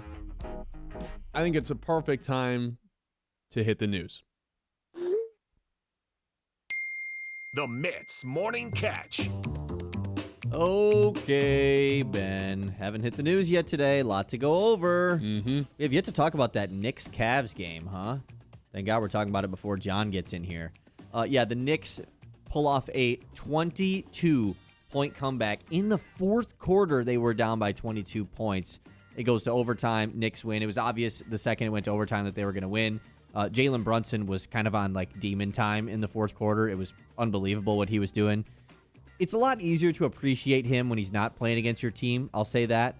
But yeah, this was just an unbelievable game, man. Kenny Atkinson and the Cavs had 2 timeouts at the end of regulation. So did the Knicks. Each team went to OT with 2 timeouts in their pocket. I get it from the Knicks' perspective, right? They're on this crazy run. They can't miss. They're getting every stop. Why would you want to stop any momentum? MSG was literally going crazy. It was unreal. How does Cleveland not call a timeout? Kenny Atkinson froze. It's like, and then he just froze. That's all I could think about the whole time. I was like, every time the Knicks made a 3 to cut it shorter and shorter, and finally the Shamit 3 that hung around on the hoop and fell in to tie it up.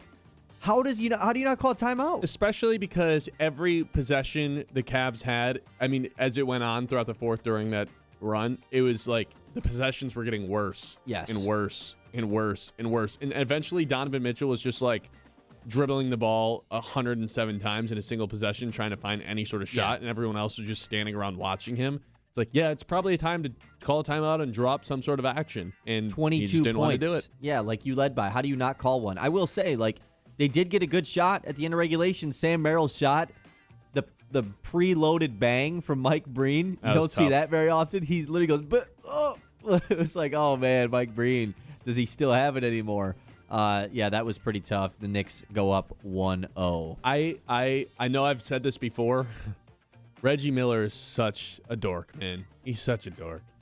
Reggie Miller? Yes, on the call of these games. It's like He wasn't even on the call last night. Hey, he was? Reggie Miller on ESPN?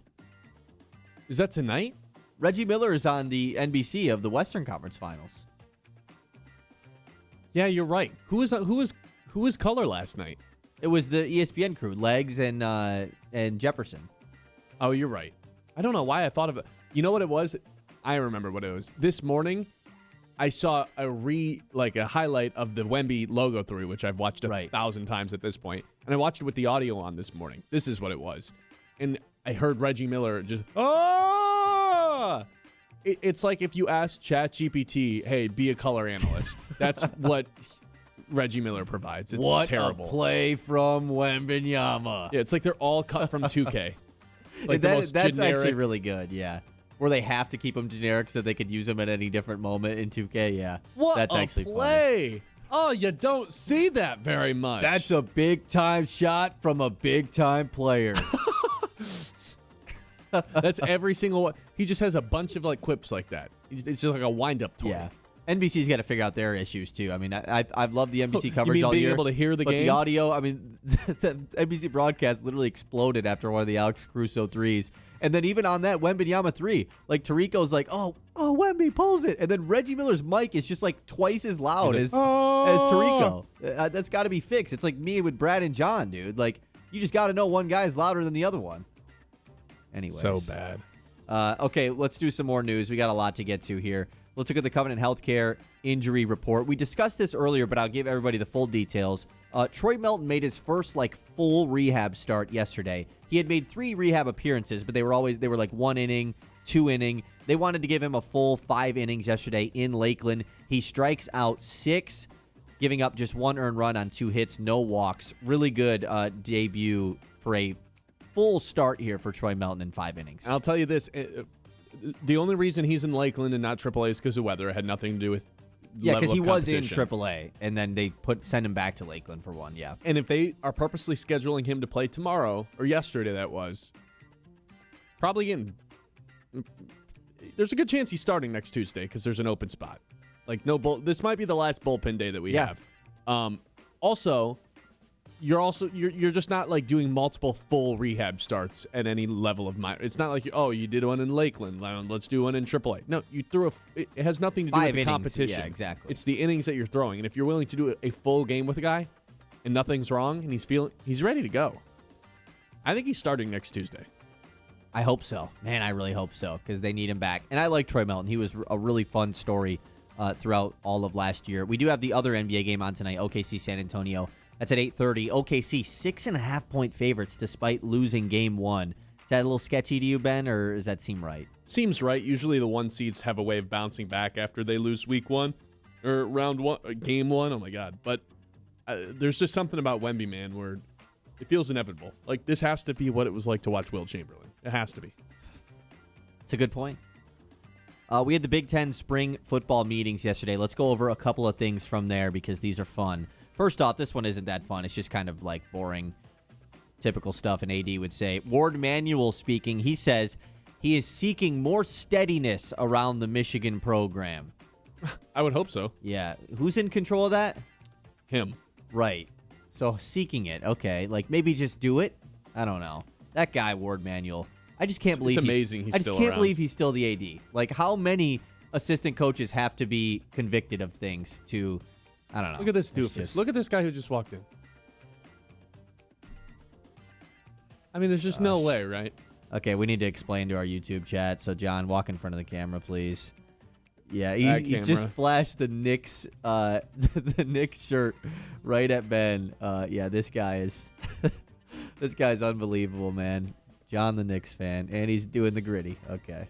I don't Okay, even that's- remember. It was something about Why Ward is he Manuel. wearing sunglasses? Okay, that's enough, John. You know what? That actually worked out because you were about to throw every single Michigan assistant coach that's been charged of like sexual true. assault allegations, Yes, I sexual just saved harassment it. stuff. No, And now John he's- was like, you know now what? he's in Let's my shot. not Yep. talk about now that. he's here. Hopefully he goes behind Ben now too. Yeah, that's pretty good. Okay, more though at the Big Ten spring meetings. Tony Petitti is backing the 2014 college football playoff, and he says the Big Ten will have a hard pass on any 16-team playoff. It's either sticking where it is right now with 12 or 24. They will not do 16. The SEC stands pat on keeping it, or they want the 16. Big Ten doesn't want it. When asked about it, he said, Greg Sankey in the SEC, they're pushing for the 16-team playoff. He said, we have had zero conversation about 16 teams. Plan B is what we have currently. Plan A is moving to the 24-team playoff. Plan A is something that currently isn't happening. I mean, have you found one single person that follows college football that's like, you know what? I actually think 24 teams is a good idea for the playoffs. Have you found one person other than these commissioners that have thought this? Because I've yet to find I one. don't. And I just don't, I get the money thing, and it's the greed of the money, but, really, we're willing to throw away, the integrity of the sport and just the enjoyment of the sport in general? And we're going to have teams playing 17 games, 16 games. Michigan would have made the playoff. Michigan beat none of the good teams on their schedule last year, and they would have been rewarded by competing in the postseason. And also, making the postseason just becomes meaninless. Yes. Literally It meaningless. already kind of has, For sure. but not as. But it's still okay, you make the playoff. That's still a big deal. It's a successful season for 100%. 99% of Yeah. the franchises, or not franchises, but programs. Whereas before, if you make the playoffs, it's just, I guess now it's 90, and in the 14 playoff, it was, if you made the playoffs, you had a successful season. 99% of programs could say that. Now it's probably 90. There's probably 10% of programs. Yeah, there's still 5% of teams that programs lose in round one of the playoff that are like Ohio State not winning it. They have goals to win it every year. So Right. yeah, that makes sense. But I did see this morning though on Spin on Sports, Bellino said that if it was the 2014 playoff, it would have been Michigan versus Utah this year, which is kind of funny. That'd have been fun. The Kyle Whittingham, does he go to Michigan? I think that's kind of funny to think about. And that's the counter argument of well, it just leads to more football games. Okay, but then they're not going to feel as important. You're not going to have the big time feel of holy cow, this Saturday, Texas is Right. going to Michigan. That's non-existent because you are going to have those matchups all the time. And they just won't have those matchups anymore anyways. Yeah, because no one will schedule any tough Because teams you could just ever. be Michigan. Michigan lost to Oklahoma, so that maybe not the best example, but It's Notre Dame. you could just lose 3 conference games against the 3 good teams on your schedule, go 9-3, and be the 15 seed. If you're in the Big Ten or SEC, yeah, for sure. Exactly. Like, that's the worst part about it. So I don't think this is going to happen. I don't think anyone wants it to. Let's do a couple more things here in the news. The NFL, speaking of increasing things that people maybe don't want, the NFL okays the 10 international game proposal for 2027. The teams also cannot protect games anymore, so any single game could be played overseas. Yes, that means even divisional games. 8 was the limit, even though there's 9 this year. One of them is like they weaseled their way around it somehow. But there's going to be 10 international games next year, and we could have like Bears-Packers in London. See, this is where you lose me. What? I've never been an anti-international game person. I like them. I like when something's on the TV early on. I think it's economically great for the franchise that ever is going there. Like, it'll be a good thing for the Lions that they go to Germany at the end of the day.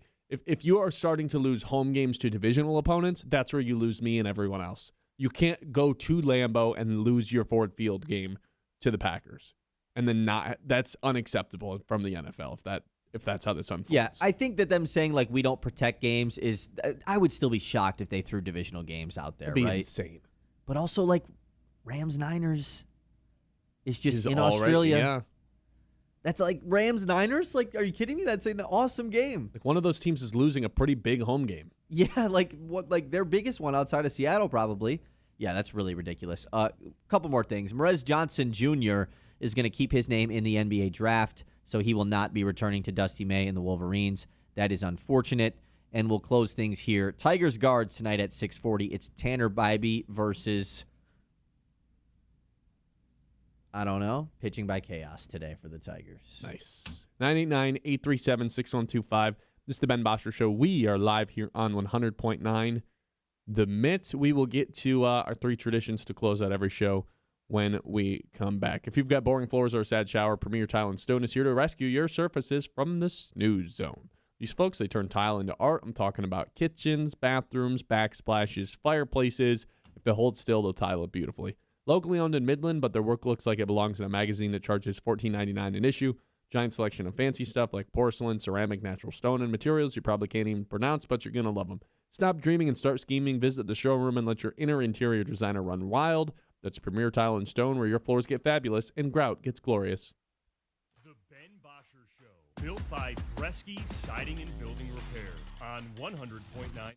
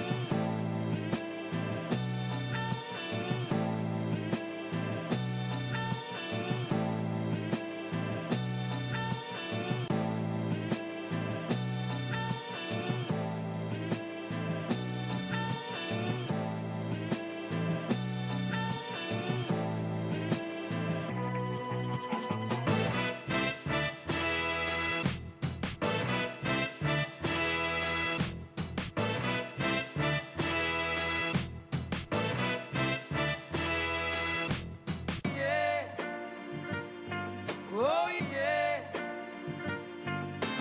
Yeah. Oh yeah.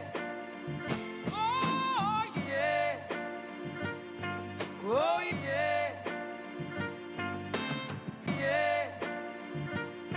Oh yeah. Oh yeah. Oh yeah. Yeah. Oh yeah. Oh yeah. Oh yeah. Yeah. Oh yeah. Oh yeah. Oh yeah. Yeah. Oh yeah. Oh yeah. Oh yeah. Yeah. Oh yeah. Oh yeah.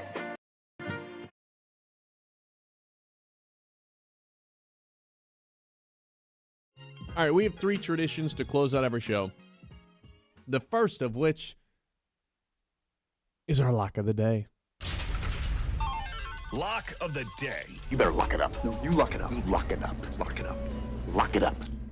I think that this game tonight between the Spurs and the Thunder is basically about as much must-see TV as you can possibly get. Spoiler alert for the next thing.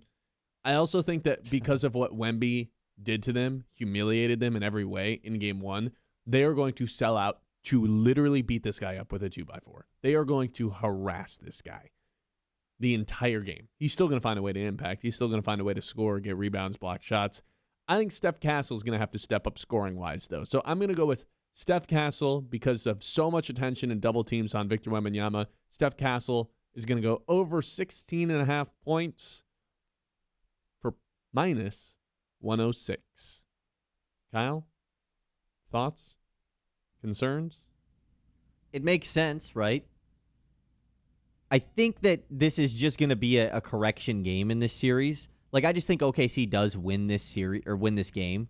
And so how does, like, what is the reason that they win? Who doesn't step up enough for San Antonio? That's going to be the tough spot. Do we know the status of De'Aaron Fox for tonight, by the way? Because I think that matters for this specific pick. Double checking this really quick. De'Aaron Fox is a game-time decision. He's questionable, so didn't play in game 1, obviously. I would assume he plays tonight based off of, like, it was kind of just shocking that he missed game 1. So I would assume he plays tonight. I'm going to fade this pick today.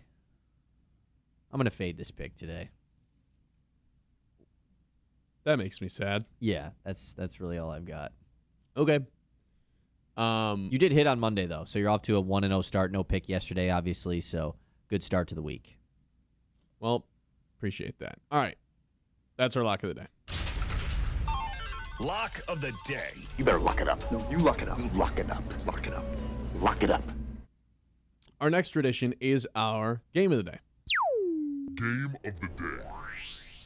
I mean, that's about as good as on whatever day it was, 2 days ago. This is the best basketball game we got of the year.